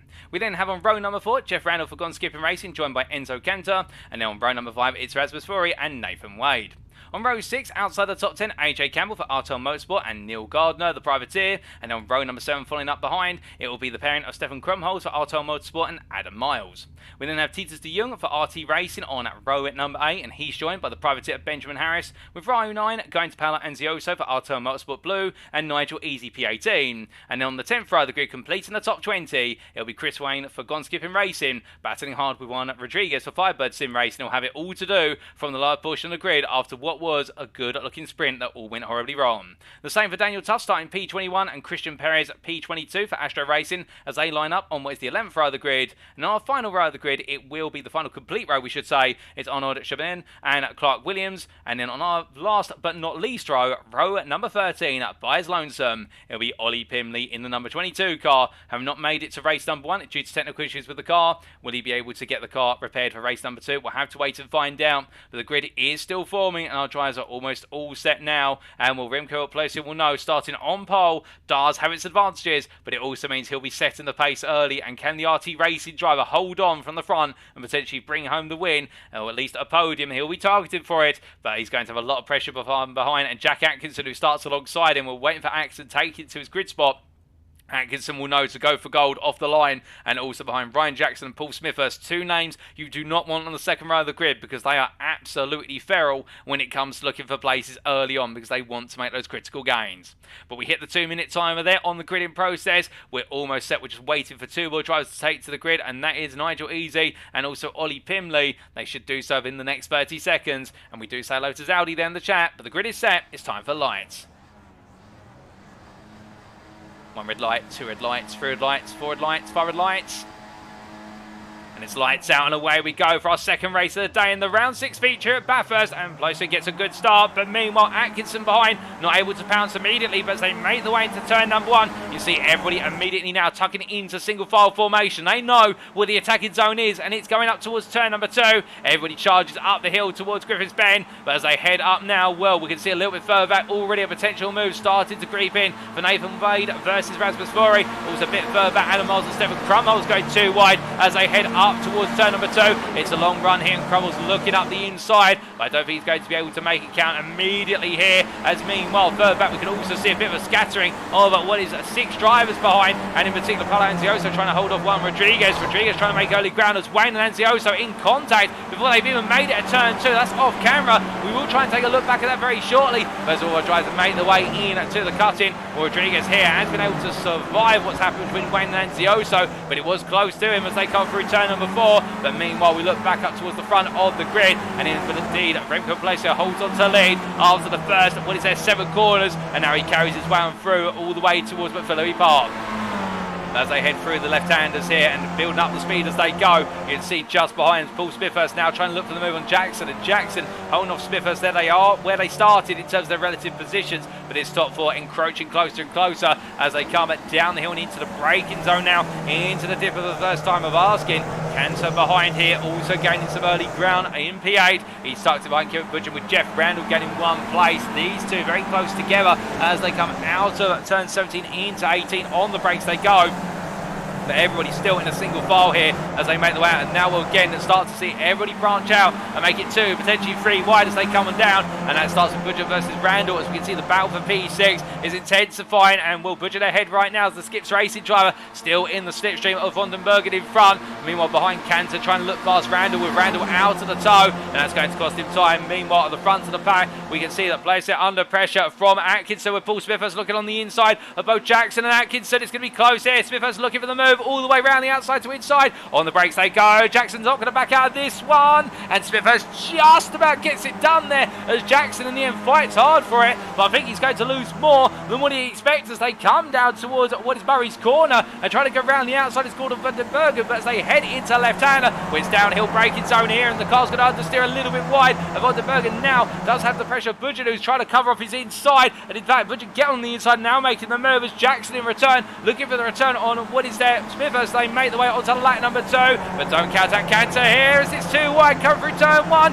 You can see they're running a little bit wide. It was Budget as Cantor now gets the speed as they make the way out the hill once again. So after 1 lap, it's Remco Plesio who leads ahead of Atkinson and Smithhurst, followed by Jackson and Cantor and Budget. Then Vandenbergen, Randall, Wade and Burry who complete the top 10. But as the top 10 makes its way up the hill here, it's ever close as they head towards turn number 2. And the whole pack still together for a long way down. But meanwhile, we can see Budget versus Cantor, and by Vandenbergen up the inside of Wade. Wade just watching on here. I think Nathan Wade, remembering what happened last time out at Sebring, we didn't save enough fuel for the pit stop, and then going into the second half of the race, and the car spluttered across the line, and this time he's going to save as much fuel as he possibly can in order to give himself every advantage. There's a lock up there for, I believe it was Kevin Butcher into the cutting, and as they all make the way out, it's getting very close already, and we're not even 2 laps complete in this feature race, and everybody pushing up.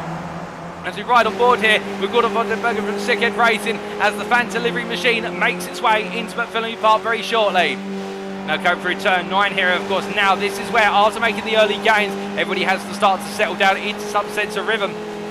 because if you do not, the tyres will really start to lose their life, and also the fuel tank becomes critical. And Cantonet gets it slightly wrong. It's going to be too wide into Skyline, but Van der Bergen backs out here quite sensibly. You don't want to go too wide all the way down, but Cantonet loses the car. He catches it just in time, but my goodness, Enzo Cantor, well, I'll tell you one thing, whatever he's had for breakfast, it's made him very bold, and who can blame him as he makes his way down towards turn 18. Well, he's all fired up, and Van der Bergen's probably looking at this right now. There's a car around, and that's Jackson who's gone round on the exit for his elbow, and well, we're not sure if that was aided or alternative by his own volition, but meanwhile, Budget under pressure from Cantor here as Van der Bergen also in the tow, and as they make the way down Conrad, it's going to be 3 wide for a temporal moment, and Van der Bergen puts his way between one, he gets past the other, and as they continue to bow their way down, look at Miles! Miles is coming through as well. They're going to be 3 wide, practically 4 wide in some descriptions. They make the way in towards the king, and who's going to survive this? This is so close as they come down to the bracket, so we can see there Wade meanwhile almost being caught out, the rear left tyre going to the grass, and as they come through, Kansas still on the outside. He tries to squeeze his way back into contention. Keep it steady, boys. We've got a long race to go. Yeah, it's by no means the end of this race, although you think it was, given the battle they're fighting right now, but they make the way down into turn 23. Kansas still on the outside. Budget meanwhile trying to go through the inside here as they make the way across the timeline. Van der Bergen is being given all the room to run away, and as they make the way down towards turn 1, Cantor now started off the outside racing line. Meanwhile, Miles here trying to get into the fight. He couldn't quite get it done there. Oh, what a brilliant attempt from Adam Miles, and a great sensibility from all the drivers as they head up the hill once more. But meanwhile, we take a look back on the opening lap to what happened to Chris Wayne and Paolo Anzioso in the run up towards Griffiths Bend. So this was on the open lap. Wayne on the right of your picture, Anzioso on the left in the 71 car, and as they made the way into the braking zone here, what happened?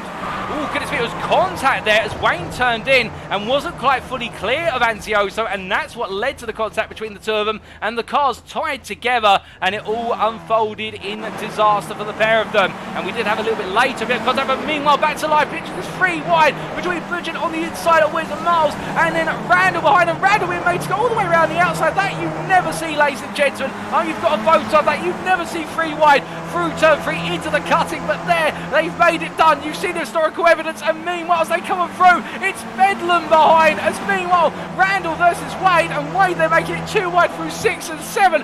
My goodness, there's no filter to these guys, as they come 2 wide still towards McPhilly Park. Wade on the inside, Tufts hits the wall further back, and as they come through the left hand, and now turn 10, and up towards Skyline, no difference between them. Wade still there side by side with Randall, and anyone wants to back out, but Randall has to back out as they enter 12 and 13, and as they break their way down into the dip, but everybody makes it, and you can see the smoke kicking up from where they're drifting through the corners. Good lord, as they make the way down towards turn 18 into Forest Hill, where they go, they all calm down for a brief moment. I can tell you this now, it's only going to be the car before the storm, as everybody gets so close to that Vulcan barrier on the exit wall, and as they make the way for the kink of 19, now it all resumes as if it was nothing. But as they make the way down Conrad, we can already see how Adam Miles looking for the move of Budget, and meanwhile Wade watching behind. Now Miles here will have the initial tow, but remember Wade will have the double draft as he makes his way down. He has the extension. He goes 3 ways on the left of your picture, Miles in the middle, and then Budget on the right of the picture. Behind them we've got Perez and Randall, and the two of them came together late on in race number 1. But as they make their way down here, there'll be no sign of that this time. Meanwhile, as they break in, Randall comes in a bit hot. Perez meanwhile goes around the outside to cover him off. And Miles by comparison defends well to hold on to P6 behind. We have Cantor who's defending ahead of Rory, Gardner, Campbell, Rodriguez.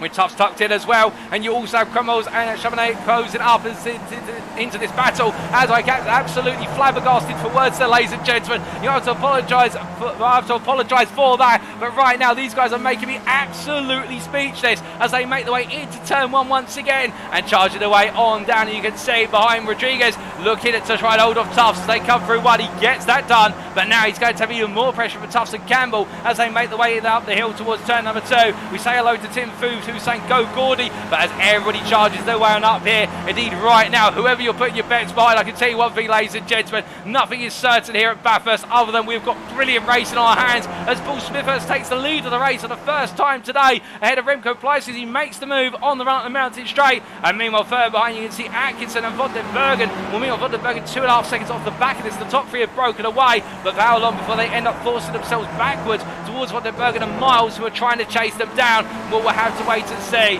But coming on through when it's turns 5 and 6 down, up towards 7 and 8 they go. Meanwhile, whilst all this has been playing out, we did see a spin for Chris Wayne coming out for his elbow, and here's a replay of what exactly happened. In fact, it was not a speed for Chris Wayne out of Forest Elbow, but Wayne involved in an instant coming down through Skyline here. And, well, what exactly happened? The car going wrong over the curb and towards the wall it went. And, well, once you lose the car, there's no way of getting it back. We do return to our live pictures. And we did have one driver who went round a little bit earlier, what was the Forest Elbow corner. And we are trying to find out who that was. Unfortunately, in fact, it was Ryan Jackson who was involved in that instant. And we do have a replay of what happened to Ryan Jackson. And here it is.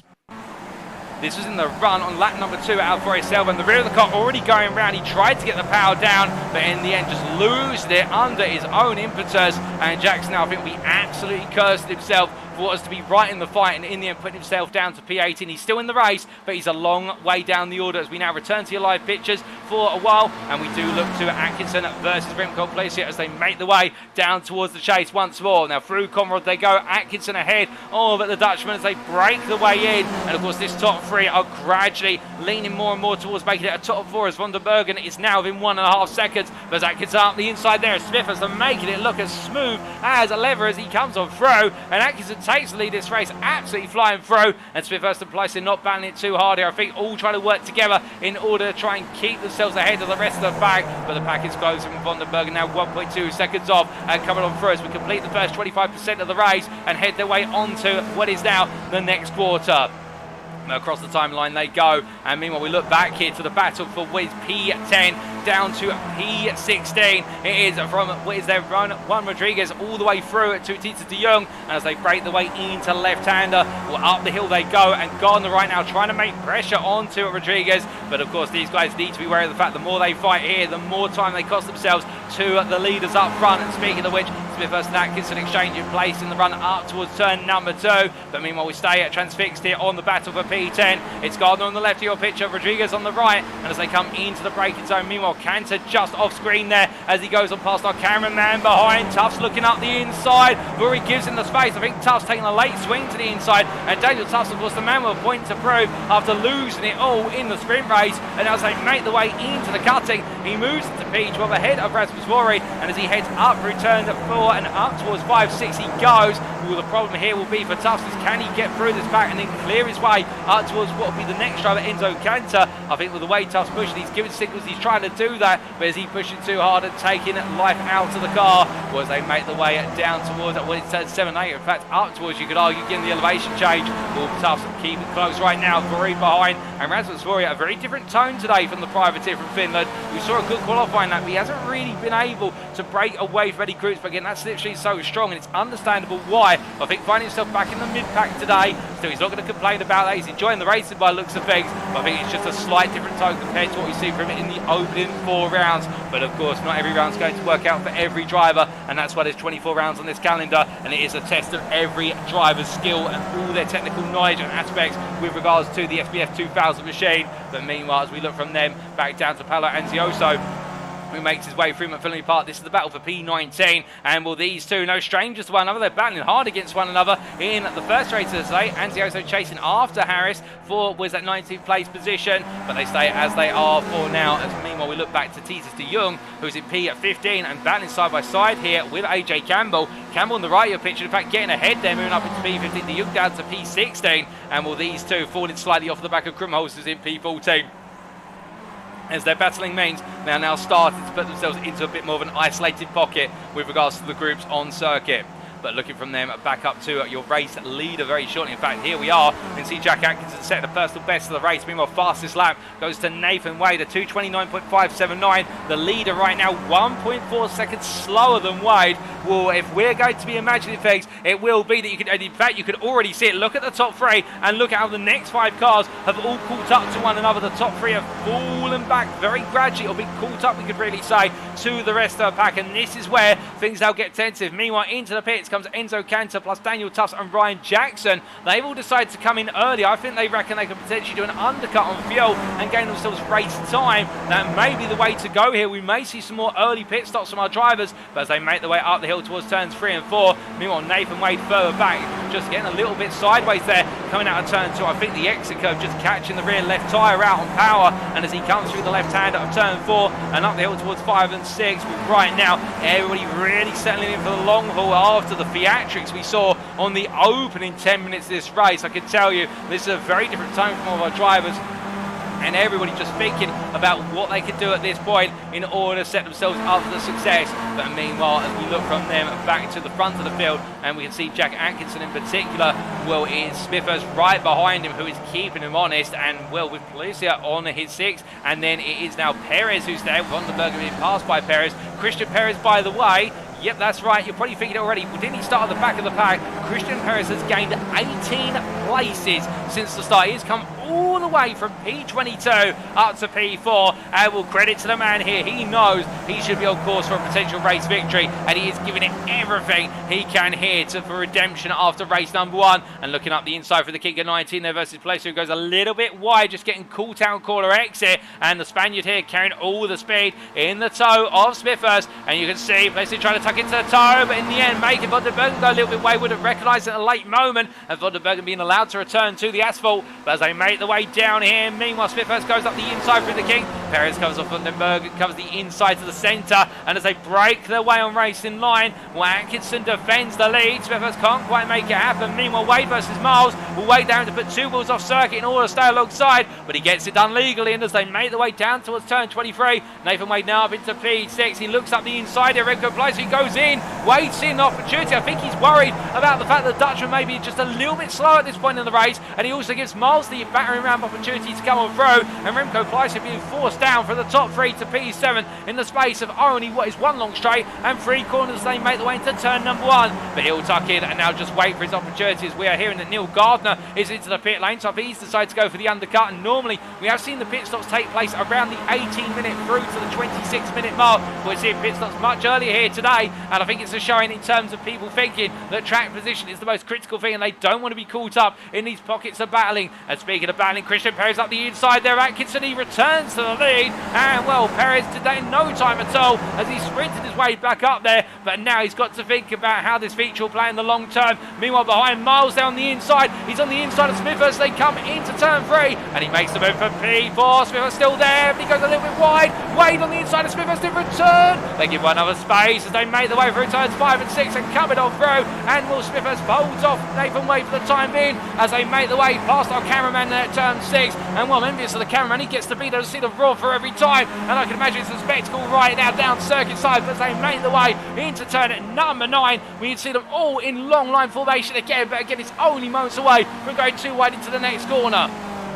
Then up towards Skyline, and meanwhile, of course, their battling is going on. We can tell you that things have spaced out a little bit further down the order, though we have got a grand battle for P13 between Arnold Chavin and Stefan Krumholz, and the two of them go toe-to-toe further on down. But meanwhile, the main focus inside the top 8 here, and you are seeing the top 8 drivers all running together, albeit Remco Place here in P8 is starting to fall away as they make their way into Forestell, but I just think he can't quite keep up with the tempo over the mountain, given his relative pace there versus on the straights. But as they come for the kick of 19, down Conrad they go, and Perez has already opened up what is an 0.8 of a second advantage over the mountain. I think Perez here could potentially do this. I think he could be the driver to break away from everybody, because if you do it based on relative pace, Perez compared to Atkinson and Vandenberg in qualifying had a natural advantage, and I think he's seizing on this, albeit as they make their way down the braking zone. Vandenberg and up the inside there of Atkinson. Apologies there for the camera switching around a little bit, just a glitch on our camera, but as we see Vandenberg moving up into P2 on Atkinson, he's wary of the fact that Perez is trying to pull this race all to himself, and Wade's doing the same, as Wade up the inside of Smithers trying to get P5. Miles has crept through already. Wade makes the move there. Smithers will tuck in. I think Smithers still will be cognizant of the fact he just needs to stay with Wade. He doesn't need to fight him until the very end of the race, and the fighting will come in the final 4 to 6 minutes. That's where it's critical for now. They can't let Perez break away, because Perez breaks away, if he gets a 2-second advantage, he will be gone from this race, because the toe or the slipstream extends to about 1.5 seconds. It's felt at about 1.2, and it grows dramatically when you get within 6 to 5 tenths, and that's what Perez wants to do. He just wants to creep off. As they make the way up towards turn number 2 here, you can see again Vandenberg having to go defensive versus Miles and Atkinson, and as he makes his way into the corner, well, Vandenberg here closing up as well to Perez. as they come through the right-hander, and there's plenty of time between them and the next drivers up on the circuit, with Geoff Randall a minute up the road, and all, well, not quite a lap down, of course, but after an early incident costed very dear. Meanwhile, we do look back to the battle for what is P12 between Arnaud Chablin and what is Tits de Jong and Steffan Krumos, as we can see the Frenchman of Chablin getting the place done, and as they make their way up towards turns 3 and 4, well, meanwhile, de Jong goes a little bit wide there, and Krumos on the inside. They're going to go too wide through the cutting, and over the rides they go, but through 5 and 6, with de Jong's going to have the inside as Krumos tucks in behind once again, and well, I think Chablin has made the move stick for P12 for the time being. A great move there, and now Krumos trying to find his way through for P13 as the fight is on there. Indeed, brilliant battles up and down the field. It's not just about the leaders, everybody giving it everything they can, and we jump on board here with the German from Alton Motorsport as he makes his way into Louis Barber. Now through the left-hander here, of course, heading into Skyline. It does look as though de Jong just not quite as comfortable at this point in the lap compared to Krumos, is able to run close behind, but as they make their way down into the different 14, you can see a little bit of a slide there for Chablin in front of the pair, and that's caused them to fall a little bit closer back to this battle. Into Forest Hill, but they go onto the brakes once more. Downhill braking zone here. As soon as you brake, the car just slides away from you, and you see de Jong going a bit deep, but keep it out of the wall. Krumos not really gaining enough speed to capitalise. It is going to be a slipstream run here. Both of them will have the draft, but Chablin in front, but Krumos also has the draft to de Jong, building up the speed, getting ready to pounce. He'll look to the inside in preparation for the turn 20 kick, and coming alongside all the way on down. The side-by-side now over the second half of the straightaway. Up the road we also do have AJ Campbell, who's not too far off. He's 2.7 seconds clear. Krumos up the inside. He slides to the outside for braking into the chicane. It's going to be a look for a move here versus Chablin. He goes all in. He can't quite find it, but Krumos gains one place and he makes it count for P13. Meanwhile, as I look out my commentator booth window, we've got Adam Miles and Rasmus Rory into the pit lane, the pair, and also we see Chablin also coming into the pit lane now, and now this is going to release the Alton Motorsport driver Krumos up into what is effectively on circuit P10, albeit running wide. That's going to cost him a bit of time, and de Jong's going to try and push her on the inside here into Hell's Corner, but can he get it done? No, he decides to back out and play it safe instead, but coming on through turn number 1. Meanwhile, we look back up to the front of the field, and this is the ongoing battle between Nathan Wade and Gordon van der Bergen. Now we've got van der Bergen going around the outside of, well, in fact, it's Wade going around the outside of van der Bergen. We should correct ourselves, and as Wade gets it done there for P2, I think van der Bergen now recognises he's never going to be allowed to chase Perez. He's got to let it go instead as they make their way into turn 4. Instead, play the tactical game here. Let Wade do all the hard work. Let him burn the fuel in the car, and therefore put himself at risk of running low on fuel towards the end of this race. But over the halfway mark, and as they come through turn 6 and 7 here, we're expecting pit stops to lead us within the next 5 to 6 minutes, if not sooner.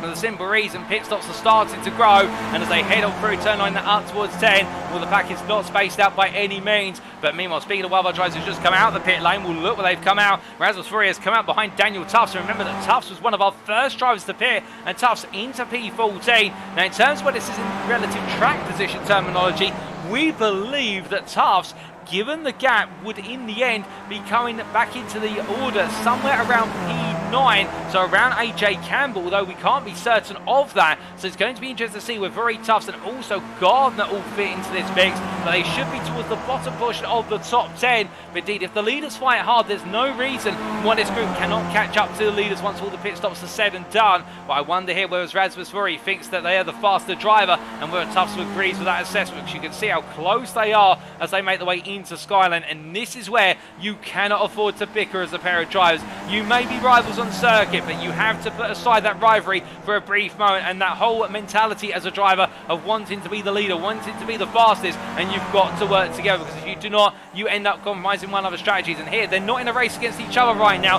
they're in a race against time, against the front portion of the field that's yet to pit as they come on down Conrad, and into the pits comes Nathan Wade and Jack Atkinson as well. They've made the way in. Renko Palacio as well as coming in, and this is where now things are getting critical, because depending on how the pit stops play out, as we look here to our drivers who stayed out for another lap, and that's Perez, Vandenbergen, Smithers and Budgen, as they come into turn 1 once more. Smithhurst will now be looking to Budgeon behind and thinking, okay, we need to work together. It's pit stop time and we can't afford to knock one another about here because otherwise they will lose the time. We can see one Rodriguez a bit further back in P5, a bit off of the hunt right now, but getting 15 places since the start, albeit that will be flipped around and neutralised to a degree once the pit stops are complete. But meanwhile, Budgeon up the inside and Smithhurst letting him go. You can see lifting off there and then Budgeon take the race in line. But meanwhile, here's Atkinson heading out the pit lane. He takes what is effectively the lead position for all the drivers who've already made a pit stop, or has he? No, in fact, he's not. Look at Adam Miles, and there is proof of the undercut. Miles has jumped into lead, but not just that, he's gained 1.6 seconds over Atkinson, and I think the Briton here may have just pulled off the best strategy that anybody could ask for, because he's broken away almost for Atkinson. All we need to do is gain 2 more attempts over the mountain, and Miles could have this. He certainly could be your leader overall, and he could have enough of a gap that if he doesn't make mistakes and doesn't get reeled in, nobody will be able to gain on him in the toe, because of the simple reason that toe only works out to a certain point in time. But meanwhile, as he tries to break away, what about Gardner and Vuri? Well, they've made their way out, of course, behind Tufts, and Tufts here in P12 just behind Wrinkle Placer. He's closed up to Placer. Now the gap is 2 seconds on the relative, and that does mean that for these three they have gained a little bit of time, albeit they are still waiting to see where the rest of the pack fits into the mix. Of course, a later battling may cause them to creep in even further.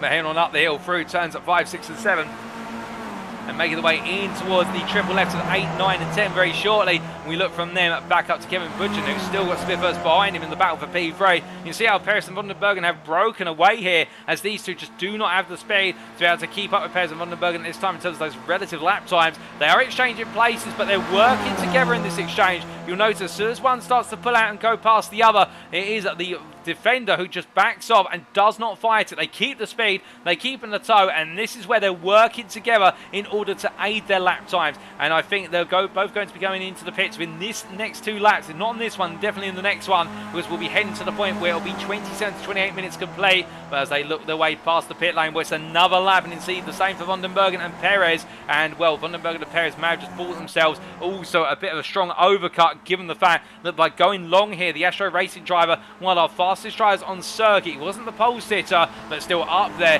he may be able to put in the laps that he needs to be able to jump ahead of the likes of Miles. We're hearing that AJ Campbell's into the pit lane for his scheduled stop from P6, but meanwhile Perez on that last lap at 29.79. What about Miles by comparison? As Miles comes down into the final corner, and he is really the man on the mission to try and jump Perez and Van den Bergen in the pit lane. And for Miles, that lap has come in as a 2:30.61, and I think that might be the telling sign here that Miles may not be able to do enough to leapfrog Perez, with that gap between himself and Perez now standing at 29 seconds, and it is very close to the margin as he makes his way out of turn 1 and up towards 2.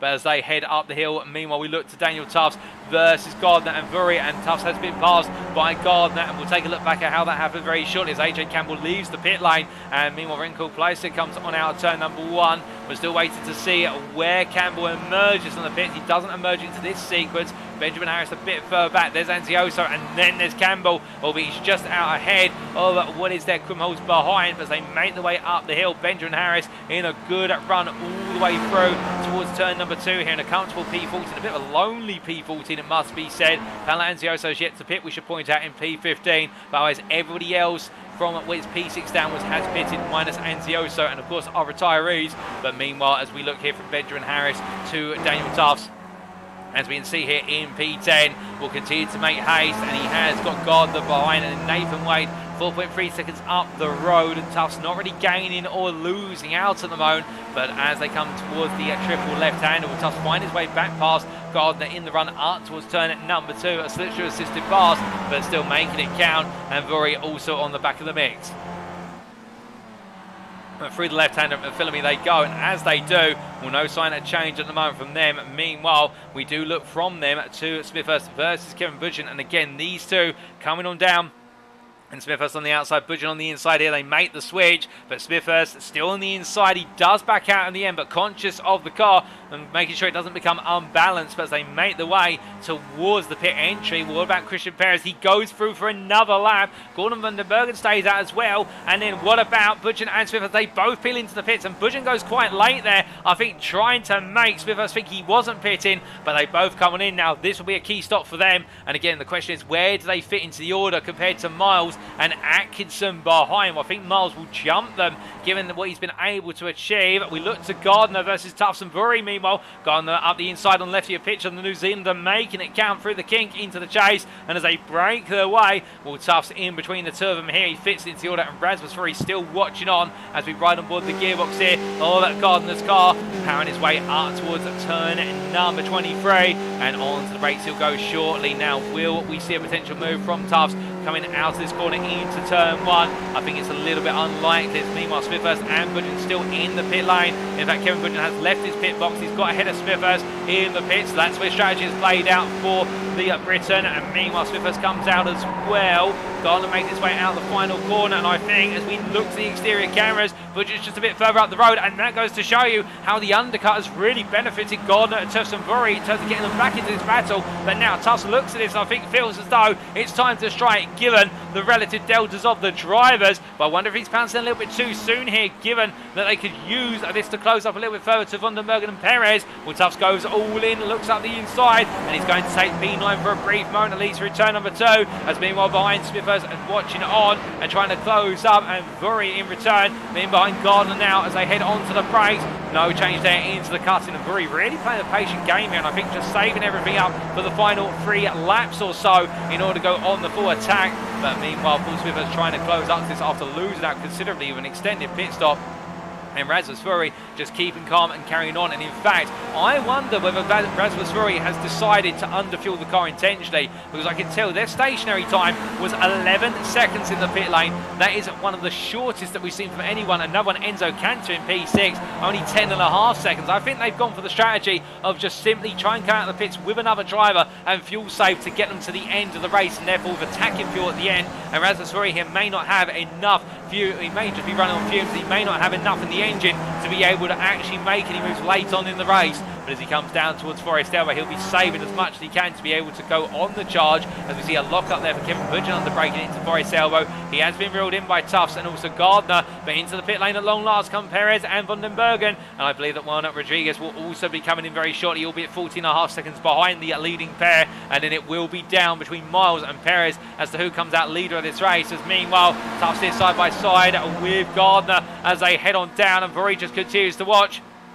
as they get ready to break here. Tufts on the inside, Gardner picking up an extra toe off of the back of what is his rival of Budgeon as they break the way down. Well, Budgeon's going to defend here. He's now started to get their elbows out. It's a brief lock up. Bury also looks at the move here, and Rasmusbury starts to show signs of a little bit of life of going on the offense as they make the way down towards turn 23. But meanwhile, we must look to Adam Miles as he makes his way into the first corner, and Christian Perez comes out the pit lane, and Christian Perez has done it. The overcut has worked out, but what's the gap? By the time he gets to the end of the mountain straight, it's dropping down to approximately what is going to be about 2.3 seconds, we reckon. But Perez has leapt the field. He's made the strategy count, and now with a 2.5 second gap almost, this could be the time that Perez breaks away. The pace has been absolutely unmatchable until Perez has pitted, and now can the Spaniard make it count on what's the remaining 9 minutes? Well, whilst he tries to break away and make it all count, meanwhile Gordon Van den Bergen has brought himself some clear track in P3. Miles is 4 seconds up the road, and that is credit to Miles' strategy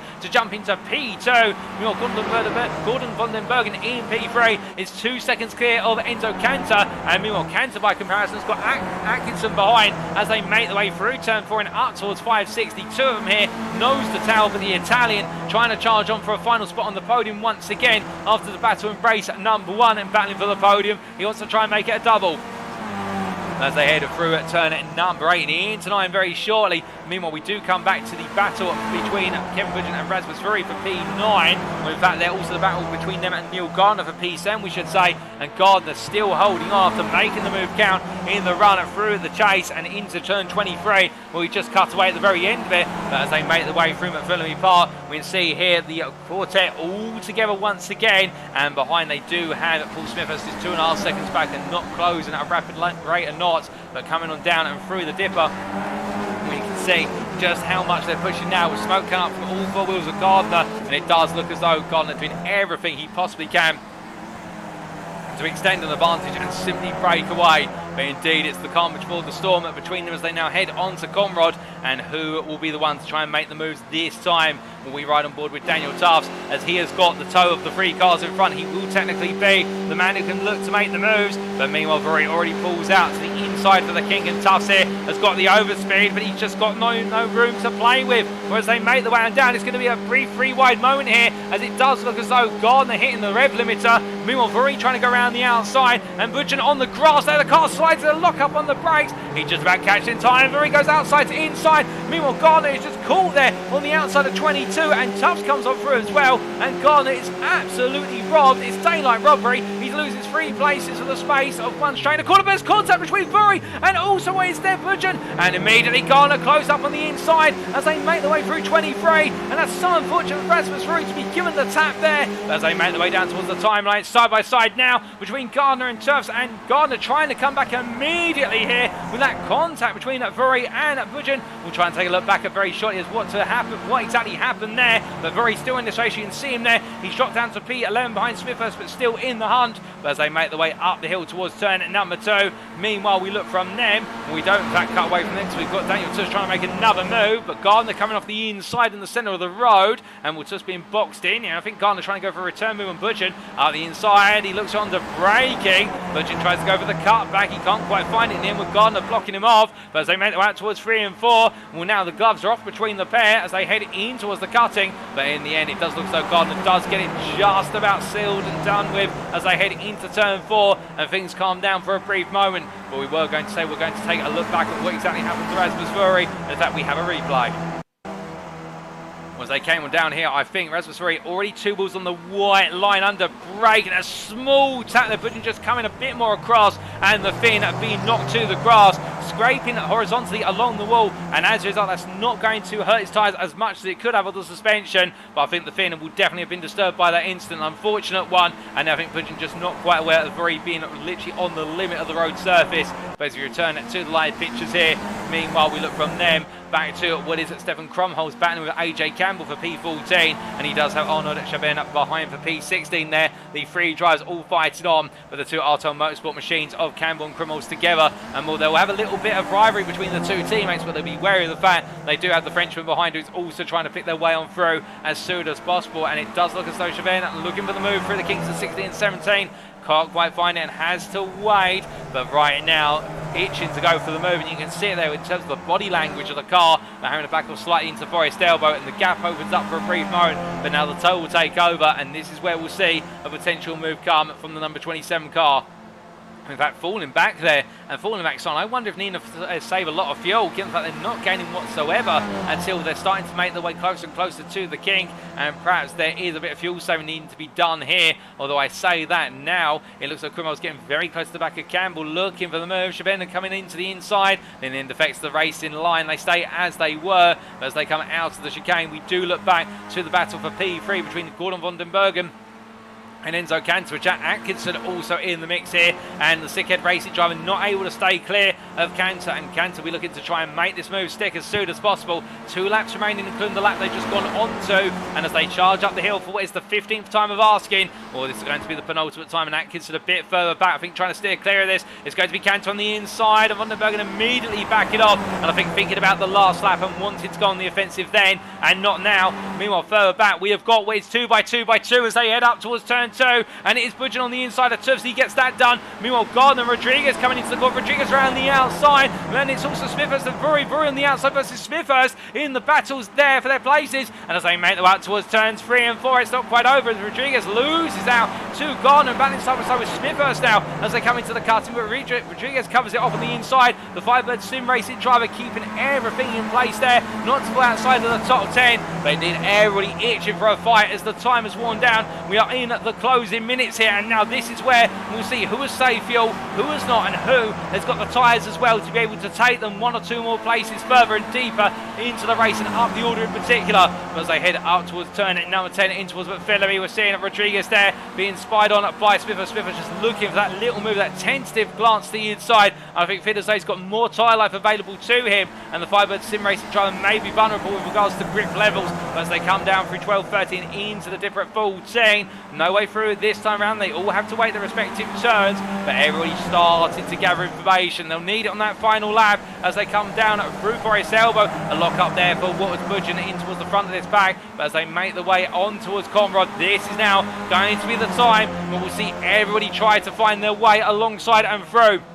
And Budgeon immediately coming off the middle of the road. Meanwhile, Tuff's made to look to the grass as they head on towards the kink very shortly. We can see also Rodríguez on the inside with Gardner. It's 3 wide with Tuffs on the outside there as they head towards the kink. It's going to be, what is Gardner coming on through? Gardner in fact ahead of Budgeon as well. It's 3 wide still as Tuffs backs out. He falls into a 2 wide versus Smithers, but Rodríguez on the inside here of Budgeon as they head onto the brakes. They come through the left-hander and Gardner gets it done. Rodríguez comes on through as well. Meanwhile, Daniel Tuffs still side by side with Smithers. They come through 22 and Smithers holds the position in P10 as they make the way down towards the braking zone for what is the final corner for penultimate time. And as they come through a left-hander, it's 1 more lap to go here. It's wide open to be inside the top 10.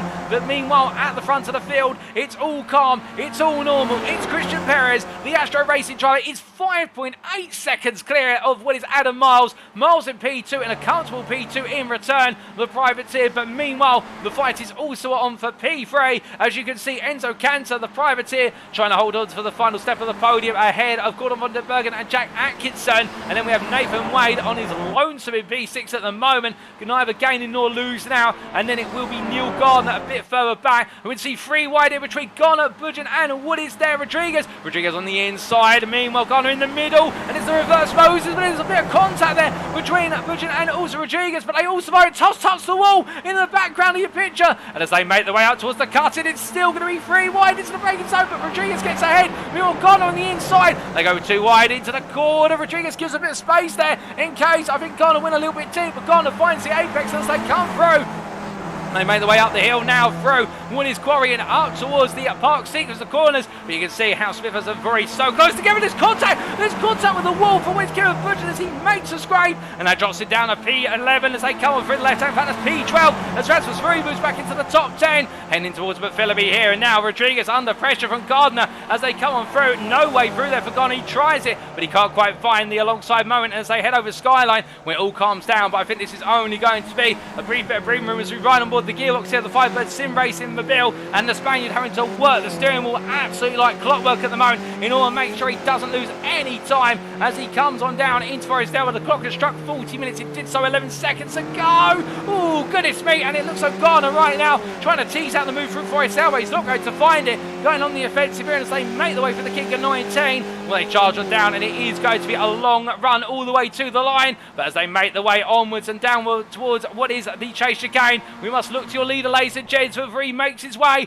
to the final corner. He weaves from side to side. He knows he's done it. He's pulled off a strategic masterclass. And as he heads to the final corner, the checker flag waits him. It's Christian Perez who takes the win in the round 6 feature here today, ahead of Adam Miles by a massive margin of what in the end has dropped to 5 seconds. Miles P2, Cantor P3, Enzo Cantor P3 ahead of Gordon van der Bergen and Jack Atkinson P5. It's Nathan Wade who crosses the line P6. Didn't quite work out for Wade today to be in the top 5 in the feature. And then Neil Gardner will come on through to P7. The New Zealand having a great day of racing on his debut ahead of Rasmus Rory with Daniel Tuss P9, Remco Palacio P10. I think there's been a lot that's happened whilst we've looked away at the leaders coming across the line. But Remco Palacio, the RT Racing driver, does take a P10 in the end ahead of Paul Smithers P11. And it'll be Juan Rodríguez, AJ Campbell, and just behind Brian Jackson and Stephen Crummels to line. But Jackson holds off Crummels in P14.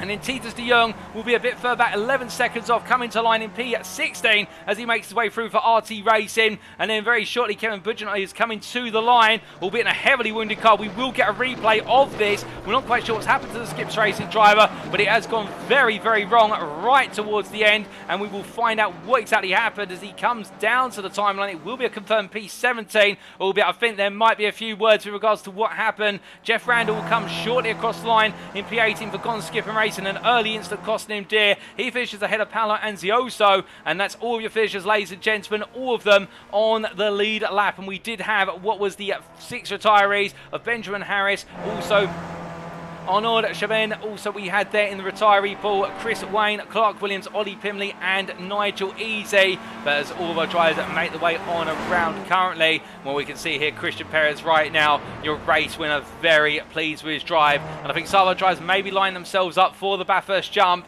but whilst we are waiting for them to do so, we take a look back at what exactly happened at the very end on that final lap in that battle to the checkered flag. And well, they were making the way up the hill here between Rasmus Rory and Kevin Budgeon. This is where it all started, but we want to see it a little bit closer in terms of where it all went wrong.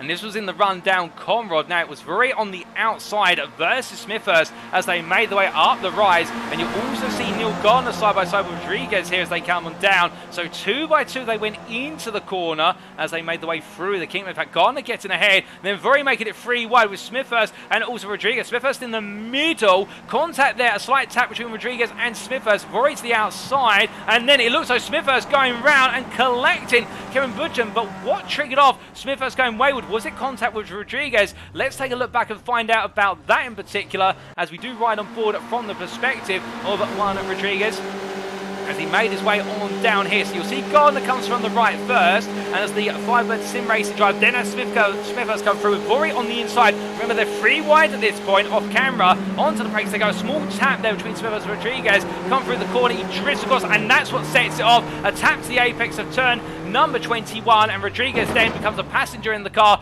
collects Smithhurst collects Budgeon, and that is how it all ended for them. But meanwhile, return to the pictures here just in time. See them try to jump the barrier. Well, they don't quite able to do it, ladies and gentlemen. Well, the race has finished, so they will not be in trouble for doing this. We can see our drivers there having a little bit of fun, but of course, we got to see them have the fun initially. But let's take you back to exactly how they all tried to jump the wall. And well, Christian Perez trying to make the jump on over here, and also what was Rodriguez behind, I believe that was Jackson just a little bit behind him. We also had Remco Pleister trying to make the jump as his RT teammate there from RT Racing, the number 90 car, also went for it. And Remco Pleister making it. Did he catch it on landing? He did. Not quite, did hit the tyre barrier in the end, but having a little bit of fun there, the drivers, and indeed everybody getting to enjoy it. And also I think Rasmus Rory having a little bit of fun at the finish. And was the Flying Finn able to make the landing stick? Not quite able to jump the wall, albeit 10 out of 10 for the roll there. But of course, our drivers had a little bit of fun to blast some steam. And we also had Nathan Wade go for the jump, and this worked out for the number 10 driver. And again, the nose ended up on the wall, not quite able to make it. So in the end, it was the RT Racing pair who almost made it. But for most of our drivers, it did not work out in terms of the Bathurst jump. But as we return to our live pictures now, ladies and gentlemen, well, without further ado, let's take you through those race results, subject to any stewards' inquiries. Well, after 40 minutes of racing in round 6 of the Skip Barber Challenge Trophy for 2023, Christian Perez taking the win for Astro Racing in the end by 4.6 seconds over Adam Miles, with Enzo Cantor completing the podium. A dominant run for Christian Perez here today in terms of pace and making it count, plus strategy on top in the feature race. A good strategic call, and also the same for Adam Miles, who definitely showed that by going for that very early undercut, he was able to steer clear of battling and gain overall lap time. Enzo Cantor fought his way to P3 on his debut. Definitely one to watch as we go forward, with Gordon van der Bergen P4 for Sickhead Racing, just missing out on the podium, but still he'll be pleased with how he performed. And Jack Atkinson, with a great drive hand, benefited from the reverse grid to start on the front row and fight into a P5. Nathan Wade, P6, I think wondering why it didn't quite work out after what looked to be a strong start to the race, but then a lonely P6 had a Neil Gardner, who fought his way into P7 ahead of Rasmus Rory, Daniel Tufts and RT Racing's Remco Pleister to complete the top 10. Paul Smithhurst P11 ahead of Juan Rodriguez, with the two of them coming together and also taking Kevin Budgeon with them, going through the chase chicane on the final lap. But AJ Campbell there, P13 for Arto Motorsport, picking up the pieces behind the Firebird Sim Racing driver, and then Ryan Jackson P14 ahead of Arto Motorsport, Stephen Krumholz to complete the top 15. And as we continue our way on down the results order there, Titus de Jong P16 for RT Racing ahead of Kevin Budgeon. The Skips Racing driver lose now, and well, not his fault to be fair, just in the wrong place at the wrong time, coming out of the penultimate corner. And then Geoff Randall P18 for Gone Skipping Racing, a race that didn't work out for him today, ahead of Paolo Anzioso, the last of our finishers on the lead lap, P19 for Arto Motorsport Blue.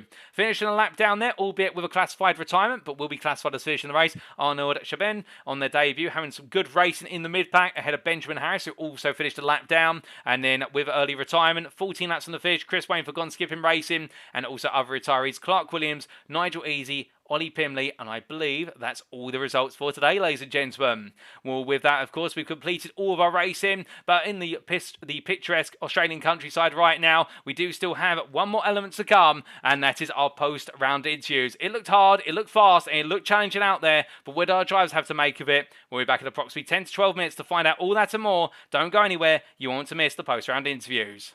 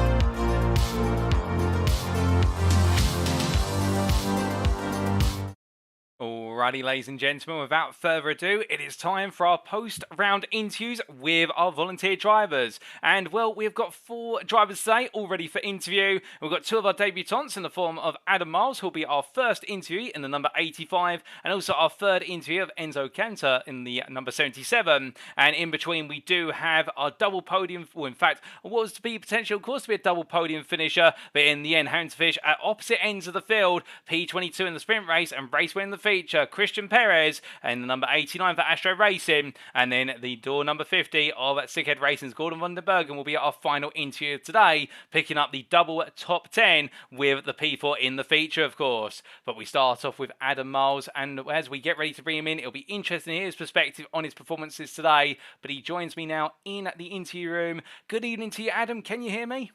I can hear you, Paul. Well, it's great to have you with us, Adam, and well, what a debut you've had today. P8 in qualifying, a difficult sprint race, a P14 finish, but you turned it around in the feature race to make it a P2. Are you happy with how it's gone, or do you think there's perhaps a little bit more out there for you on the mountain today? I think there was more out there.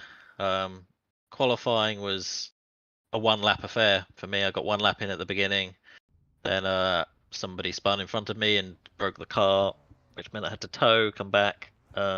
At that point, I knew I wasn't going to beat the lap on cold tyres, so I waited for some slipstream from Christian, Geoff, and co.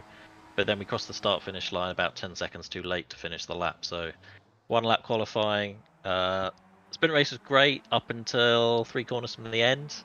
Less said about that, the better. And then the feature race was fine. Just missing a 10th on Christian, but it was good. Good fun. Well, indeed, it sounds like you've had a lot of fun out there, shining on through. And just coming back to qualifying, of course, it being a 1 lap qualifying session for yourself. On that 1 lap you were able to put in, just take us through, what were your key focus points? Was it about the slipstream, or was it just about finding some clear track and delivering that lap time? Well, to be honest, that lap at the beginning of the session with the cold tyres, it was just, I had no slipstream. It was just a lap that I thought, get a banker in, and we've got 4 or 5 more laps coming after that. But unfortunately, they never happened. So it was really just a first lap on cold tyres. I had no intention of that being anywhere close to my real pace. So. Was unfortunate, but still in the sprint race, of course. We won't talk too much about how it ended, but let's talk about how it started. Making some early ground and charging on through, and then being right up there in the battle for the lead from start to finish. I have to ask, given the fact it's a 20-minute sprint, nobody's expected to pit and nobody needs to save fuel, how do you figure out where you want to be in that pack? Because we saw a pack of 8 drivers, including yourself. 1 minute you're at the front of it, the next minute you're at the back of it. When's the right time to go forward versus when's the right time to fall to the back of it? Take us through it. Yeah, the slipstream's interesting in this car because if you're second, you get a good slipstream from first. If you're third, you get a great slipstream from second and first. But then there's this zone in about fourth or fifth where you can be tucked up in the rear wing of the car in front, and you make no forward progress at all. So I wanted to be in the top 3. I didn't really mind first, second, or third, but that is a danger zone from about 4th down to 8th, where you just you think you've got time left, but you don't. You'll come down the Conrod straight and not make a move on anyone because you're sort of draft locked behind everyone else. So my main worry was that the pack of 8 or whatever I was in was going to splinter, and there would be like a Christian Nathan breakaway, something like that, and we wouldn't be able to chase them down. So I was pretty aggressive at the beginning, just wanted to get into the slipstream with one of the very quick guys, and made my way forward, sort of one place a lap, and set myself up pretty much where I wanted to be on the last lap. Indeed, and then on the last lap, of course, we do ask just a little bit. It did get a little bit crowded coming down into the chase chicane. From your perspective, I think there was a bit of squeezing. Yeah, it was. I said to Enzo in the chat afterwards. I mean, I didn't move across on him deliberately. I didn't get a call from the spotter. I think just the limited amount of overlap that there was between the cars meant it hadn't yet registered as too wide. So I had half an eye on Nathan coming down the inside. I wasn't too worried about that. I was happy to take an outside line, but as I moved across to take that line, Enzo had a little bit of overlap, and that just turned me around, and P14 was the result. Well, it was an unfortunate way to end the sprint, but then you came back strong in the feature race, and as we look at some of the race footage in the background currently, starting from P14, you made some early gains with some close battles with the likes of Rasmus Vori, but then it was quite an early pit stop from yourself. Was that always the aim, or was it because you were so far down the order you thought, right, I need to do something different? Well, I think at the point that I pitted, I was up to P3, so Christian was leading. I think it was maybe Gordon in second, and I was there in Christian's tow effectively. But I thought I would just.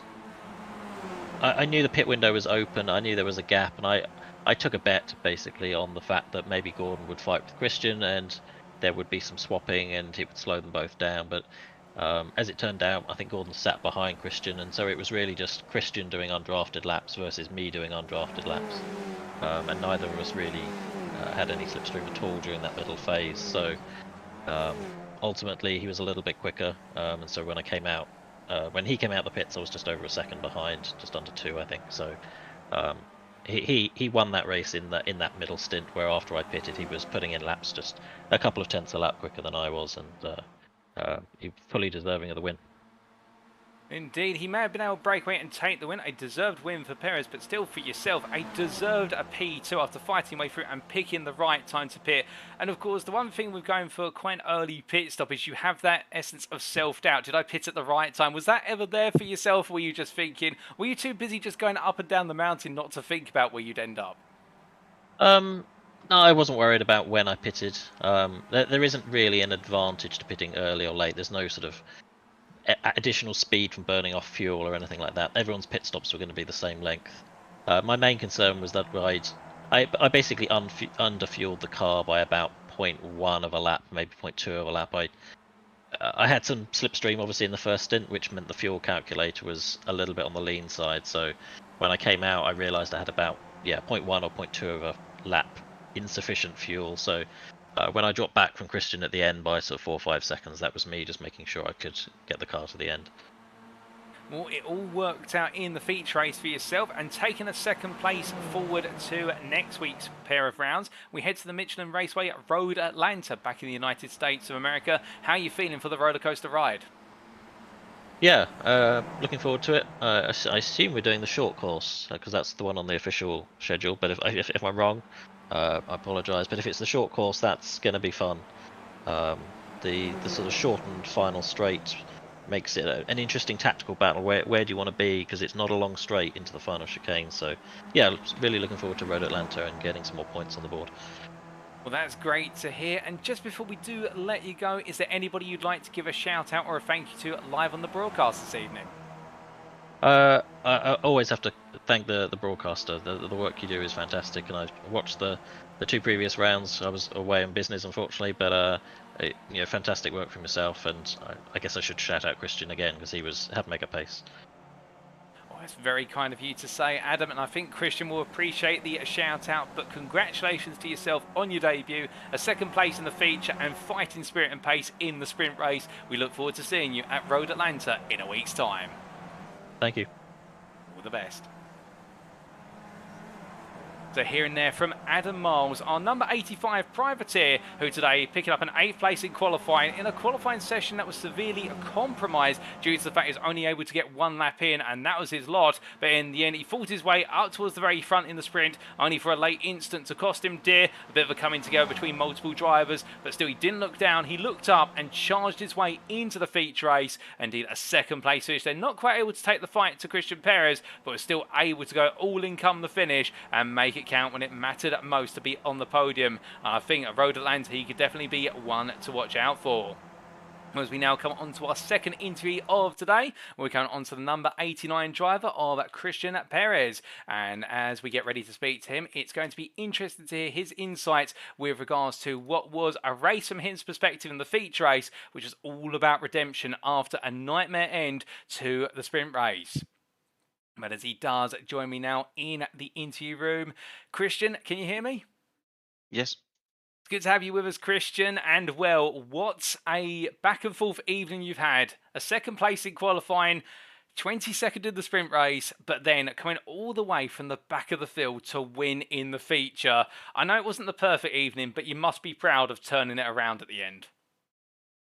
Yeah, very happy to be able to came back like that, and just some circumstances that happened in the first group let me push to the front. So yeah, very happy to do this. Oh, indeed. And starting with qualifying, taking what was the 2nd place on the grid. I mean, Nathan Wade's lap was 6/10 faster come the end, but thinking about your lap, were you happy with it, or was there more time out there? Well, no, my lap was good. Then Nathan did that lap because he was going in my draft and in the draft of Geoff, I think. So he in the straight he gained like a lot in the whole lap. So I knew that that lap was almost impossible to beat without draft. So yeah, he got luck. He did that. Well, he may have got himself on pole, but you got yourself to P2. And then in the sprint race, we saw 8 drivers battling for the win. You were right up there all the way through. It must have been tough out there to stay at the front of that pack. Yeah, it was. We crashed together, Geoff, Joan, and myself. But well, it happens. We were too close, and we were just crashed into 2. So in last lap. So that was the end of that and the beginning of the second race. Oh, indeed. And coming on to the second race, starting from the back of the pack, did that change your strategy, or did you just focus on cutting through the field as quickly as possible? Well, my strategy starting 10, it would be almost very similar because you have to overtake super quickly in order to don't lose draft of the package. So yeah, I was a little bit happy because I really love starting back and being super aggressive, and I thought that I had a little bit of an excuse. So yeah, I was very happy to start in 22 and see what I can achieve. So finishing in P1 is the perfect. Oh, indeed, an absolutely spot-on, perfect result coming the end of the feature race in 22nd to P1. And well, we now look ahead to a week's time. Road Atlanta is where we go next. How are you feeling for the American circuit? I really love that track. Another draft track for this car, and it would be super entertaining for you in the stream, for sure. Well, glad to hear you love it, and I look forward to seeing how you get on there. But just before we do let you go, Christian, is there anybody you'd like to give a thank you or a shout out to on the broadcast this evening? First of all, to Geoff for doing this possible, and to you, Paul, for doing such an excellent work on the stream. Well, thank you, Christian. I'm sure Geoff will appreciate the kind words as well. But with that, congratulations on your recovery to win in the feature race. And, well, didn't quite work out in the sprint, but you never know what could happen at Road Atlanta. We'll see you there in a week's time. Ciao. All the best. So here and there from Christian Perez, the Astro Racing driver, who in his own words liked the fact that he was further back in the feature race because it means he could be a bit more aggressive and go on the hunt for places. Well, how about that? The 22nd place finish in the sprint race, it didn't dishearten him, it galvanised the man to go hunting. And well, I think right now you can see that we have got a championship competitor on our hands. He was fast, he was ferocious today, and he held nothing back when it didn't go his way. And well, the Astro Racing driver is coming. I think Nathan Wade may be sat right now in the restroom just thinking about the fact that he has definitely got a rival who'll be trying to get close as possible. But of course, the Wade, it worked out quite nicely as well. So plenty of points out there, and Perez will know the momentum is building on his side after today's recovery. But indeed, with two of our interviews covered, we now come on to our third interview of the day, and it's none other than Enzo Cantor, the debutant as of the Italian Stallion today, as he gets ready to join me in the interview room. And well, for Cantor, of course, it was very nip and tuck over the course of the two races, but finishing on P3 in both the sprint and the feature race, a double podium is nothing to be upset about, albeit perhaps in slightly controversial circumstances in race number 1, but it did get very crowded into what was the chase chicane. But in race number 2, a calm, more measured race from Cantor, and the burst of aggression when he needed it most. But as he does join me now in the interview room, Enzo, can you hear me? Yeah. Good evening to you, Enzo. Glad to hear your enthusiasm. And well, you attacked the circuit today with enthusiasm. A 4th place in qualifying and a double podium, P3 in both races. You must be very happy with your performance. Yeah, I'm pretty happy. In the first one, well, I was waiting. It's not my style, but I decided to wait because I was wishing that some people can kill each other.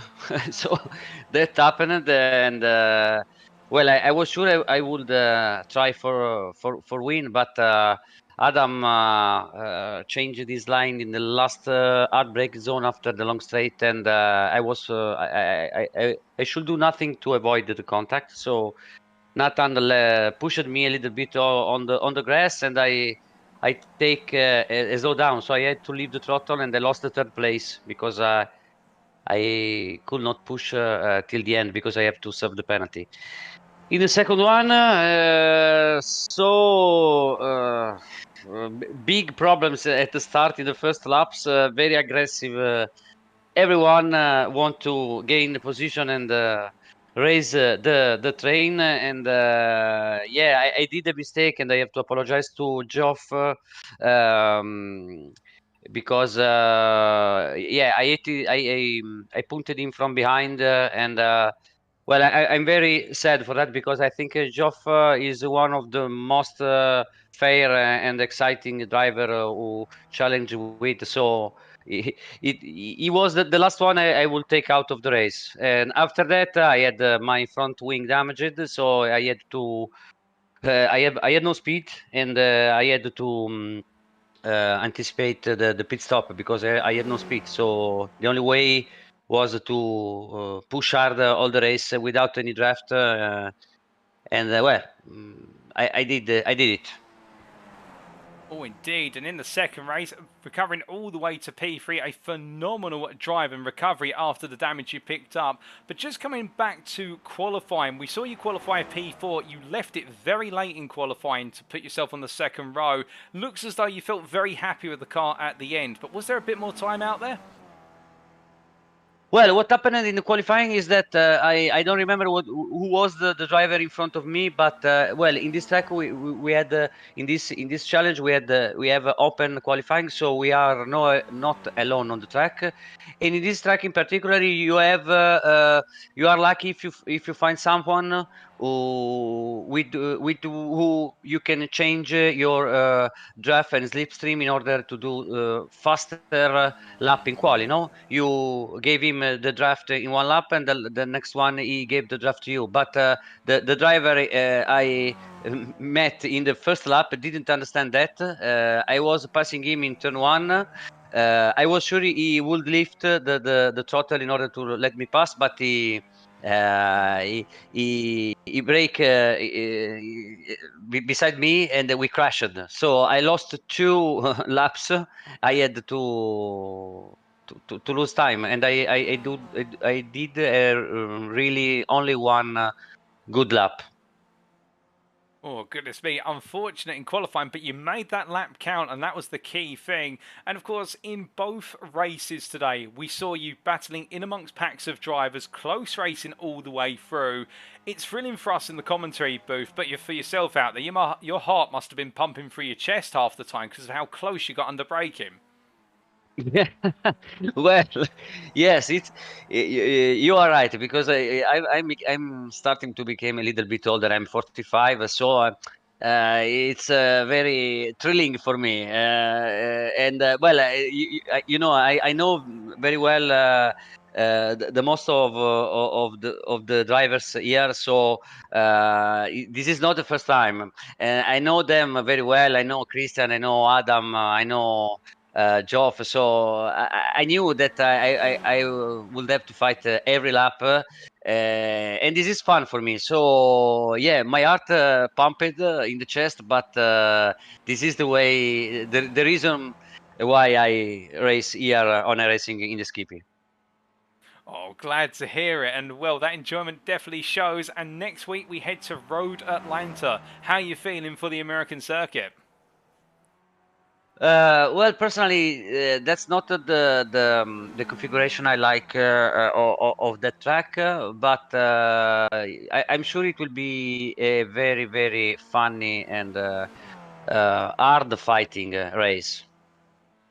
Well, we do look forward to seeing you in the fights in a week's time. But just before we do let you go, Enzo, is there anybody you'd like to give a thank you or a shout out to live on the broadcast this evening?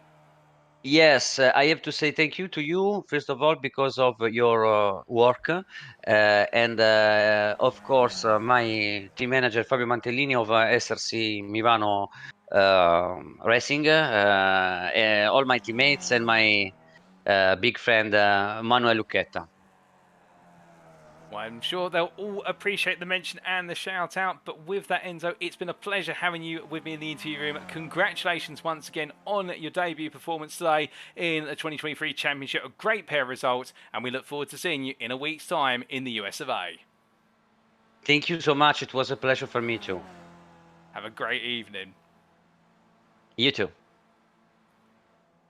But hearing there from Enzo Cantor, the privateer who took a P4 in qualifying with only really one lap available to him, and it was the very last lap he could deliver given the way everything played out, and it didn't quite work out in terms of trying to work with another driver, but making it count in qualifying all the same. And then a P3 in the sprint, a P3 in the feature, a little bit of a cloud hanging around how it ended in the sprint race. We caught elements of it on camera, albeit I think the stewards may take a look at it afterwards, but still, Enzo standing his ground there and understandable, feeling as though he had his right to the race, and he may have indeed been completely in the right. We're not 100% sure, so that's why we're in the commentary booth and not in the stewarding room. But meanwhile, regardless of what happened, it didn't faze him, and instead what he decided to do was turn things around in the feature race, having started a bit further down the order due to the reverse grid, of course. Some early damage cost him dear, but he turned around the damage, turned it into a P3, recovered his way through the order, and that's exactly how he got to that final step of the podium. And we indeed were double P3, plenty of points there taken for him, and he'll be making his way to Road Atlanta on a high, and there's plenty more to come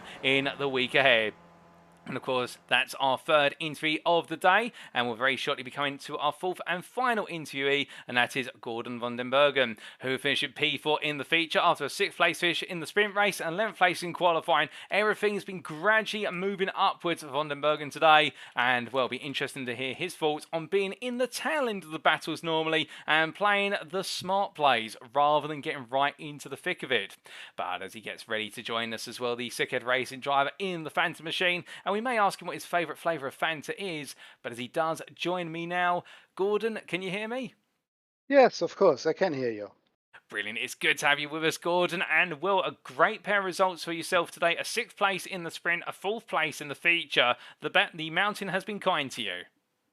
Yeah, it was. I was struggling for the qualifying, and it didn't went very good for me because I lost the draft and tried to take some laps with my own speed, and and after that I ended at, I think it was 11, the 11th place. But after that I had a good first lap, and it was very fun to get the 6th place in the last corner. It was a bit bit difficult, but I really enjoyed it with Kevin and Paul, and I think it was a couple of tenths, not more, but I was scared when we went down the hill in 3 wide, and you never know what happened then. But the first race went very well, and so the second did also. I just had a couple of laps too much fuel because I just noticed the system, the fuel system, and didn't remember how much fuel I need. So I just took something over 5 liters and had just 0.5 also in the tank. So that was a little bit too much. And I think there was a reason that Enzo came the last rounds nearer and nearer. So I let him pass because he was faster. So I gave him the 3rd place and just thought I can maybe get it back in the last lap but nope, I was struggling with Jack. But yeah, that was nice. It was a nice race, and just had a little bit time to cool down now because some of the drivers are very aggressive in the first laps. But after a while, the most people feel confident. So that was nice. I enjoyed it. Oh, it definitely shines through your enjoyment, and indeed in that sprint race, like you say, crossing the finish line, in the end you were 11 hundredths behind Kevin Budgeon, and in return you were only what was 1.5 tenths of Paul Smithhurst. It was very close between you, and on that theme of closeness, of course, over the mountain it's very tight, the walls are ever close, and there's multiple instances where we got to see you and other drivers go too wide into the cutting, and also I think some moments where you were all thinking about potentially going too wide into the places like Mathilamy Park. Just take us through, how tight is it up there in these Barber Formula machines? Because they're so small, they don't occupy too much circuit, but they do definitely fill out the circuit when they're together. Okay, Adam said in the interview waiting room that it's very easy to drive this car on the track. That didn't depend with my with the things I noticed. The track is wide, so you can drive 2 wide, 3 wide, but you will lose a lot of time. So mostly didn't make sense to go too wide. So you have to be a little bit clever, and sometimes you have to, didn't use the gas too much. So wait for it and go on the straights down or up the hill. If you take a good end in the dipper, you will can make a lot of time good downhill. So Oh, indeed. And seeing those exit out of Forest Elbow and also the dipper really carrying you a lot of speed. We saw in the feature race early on, you tried to push on Jack Atkinson as well, with Remco Plaisir having a bit of a slower pace overall. It looks as though you guys wanted to get past and try to drop him early so that way you could gap the field. Did it feel as though it was a bit of working together there? Your rivals at the circuit, but it's almost as if you don't want to fight until the very end. Yeah, that's what I mean. If you have to be clever. So if you have 2 or 3 guys who working together, you can make a lot of time good. But if they don't, it doesn't work. So I tried a couple of in the quarry. I tried it on the outside a couple of times, but I lost a lot of time, so that doesn't make sense, and I didn't make it more than 2 or 3 times because of it's stupid. So you have to you have to wait for your chance to get to overtake. Oh, indeed, and waiting for that ideal chance. And we also did see you wait a long time to come into the pits in the feature race. Was that plans that you were going to go long, or did you react to how the field was gapping? You know,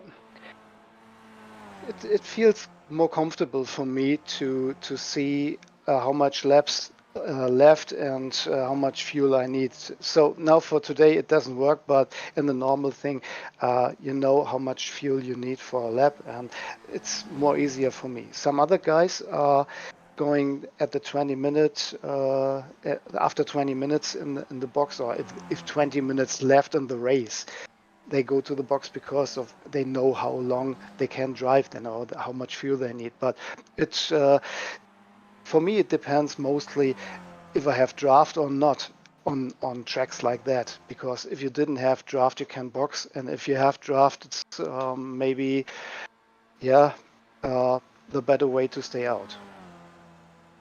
I see. All coming down to the amount of slipstream you have in the end, and that determines your fuel strategy. When in the end, you go in one of the longest drivers of all, the same for Christian Perez. The two of you seemingly staying out there forever and making that second stint only 9 minutes. And we saw you come out in the end, but Enzo Cantor charging after you. And like you said, only moments ago, in the end, letting him go and trying to come back at the end, but it wasn't quite able to work out. But you made it work in terms of the results here today, and next week we head to Road Atlanta. How are you feeling for the American circuit? I'm not really sure. I think it's a short version, is that right? I believe so. Okay. I'm more I think I more prefer. I'm not really sure. It's a long time ago that we drove the track in the short version, but I think it's a good flow through the S's, and then took the short version. But I just like the long straights and the draft because it's more stable for drivers who. The lap times are more stable for drivers who make maybe a little mistake in the S's or some other points, so they can use all the draft and can maybe go to 5 or 6 tenths of a second faster than the guy driving in front of you. So I personally prefer the long version, but let's have a look at next week and I'll be prepared. I think the short version is too short to overtake on the backside of the track. I didn't remember really, but I like it. Well, it's going to be interesting to see how you get on there. And well, just one little quick aside question. On your livery, you've got quite a few Fanta logos. I have to ask, are you a big fan of the soft drink? And if so, what flavour do you like? I personally prefer more the root beer, but that's not the best color for a car. No, I just like soft drinks a lot of. Yeah, that's not my first. I had 7-Up and some other stuff before, and maybe I change it. But I like the color. That's great. I think it's easy to find the car in the field. Oh, indeed, it does definitely stand out, and hence why I wanted to ask. It is one of the most colourful liveries on the field. But coming back to yourself, of course, it's been a pleasure to have you in the interview room. But just before we do let you go, Gordon, is there anybody you'd like to give a thank you to or a shout out to on the broadcast this evening? Yeah, for sure. At first, you, Paul, for the broadcast, and I can't imagine how hard it has to be for you to talk all the time, and you're not the slowest one, so I think it's very, very difficult. So thank you for the broadcast, and Geoff, for sure, for inviting me in the race, and I really enjoyed it. And yeah, for all the guys who watching us. Well, likewise, we do have to say thank you to you, Gordon, for joining me in the interview room. It's been a pleasure, and it's been great to see you out on the circuit. And may the success continue when you head to America in a week's time. Thank you very much. See you. All the best. Thanks. They're hearing there from Gordon van den Bergen, the Sickhead Racing driver who qualified P11 today, and while qualifying not working out ideally, really having to work hard for that qualifying lap and find himself just outside the top 10. But then in the sprint race, things started to unravel in a positive manner, albeit saying himself a couple of moments where it was 3 wide in the run down the back straight, particularly on the final lap down Conrod, and while 3 wide down there, you can go 3 wide, and we've seen it plenty today. But nervousness creeping in, but being able to survive it, and it was literally hundreds, if not thousands, that were separating him from his peers in the run to the finish line. And that P6 finish in the sprint meant that he would start a little bit further up the grid for the purposes of the feature race, and after a great start, find himself being caught up to by some of his contemporaries who were faster, such as Christian Perez, and also we got to see Adam Miles with the strategy, and Enzo Cantor with a bit of pace over the strategy, and the 3 coming on through, but still, Gordon being able to bring home that P4, a deserved P4, and a demonstration of his capabilities at this point in the season. It's going to be interesting to see how he makes it work at Road Atlanta next week with the different layout compared to the standard full course. But with that, ladies and gentlemen, that concludes our post-round interviews for today. And you have just heard from Gordon van den Bergen, the number 50 driver from the Sickhead Racing team. But prior to him, we also heard from the privateer of Adam Miles in the number 85, Christian Perez from Astro Racing in the 89, and also the number 77 of Enzo Cantor, the privateer. Congratulations to all 4 of them for their race results, and we do appreciate them joining us tonight for an interview. But now, ladies and gentlemen, it is time for us to wrap up. Thank you very much for watching, and if you have enjoyed today's show and you want to know more about the Skip Barber Challenge Trophy, then why not check out our official Discord, the invite link available on screen there. And if you're sat there at the moment thinking, you know what, this looks absolutely brilliant fun, I enjoy the Skip Barber and I want to get out there, well, we welcome everybody of all skill levels, and indeed, we're here to help keep the Skippy alive, and we'd love to have you join us on the grid. Or if you just want to join us in the Discord to talk to the drivers and indeed the organisers, all the merrier, as we like to say. We'd also like to take a brief moment to say a big thank you to our sponsor, Musical Money. Their web address, musical-money.co.uk, the quick and easy and safe way to turn your musical equipment into money. And of course now, ladies and gentlemen, we sing to the tune of next week's races, and it will be at the Michelin Raceway, Road Atlanta, that the story continues to rounds 7 and 8. It'll be taking place on Friday, the 7th of April 2023. We head into a new month of racing, but one thing will definitely stay the same, and that is the closeness and consistency of our drivers. But the question is, who is going to enjoy the ride most? That is Road Atlanta, the roller coaster ride, and who will come out on top? Well, join us in a week's time to find out. But until then, we have been what is the Gone Skipping Racing team with the Skip Barber Challenge Trophy for 2023. I've been your host and commentator, Paul TX141 Walsh, also known as Britain a Spit, depending on what media you follow me on. And we'll have a fantastic weekend. Remember to stay safe, stay well, stay smiling, but most importantly, remember to stay on track. Good night.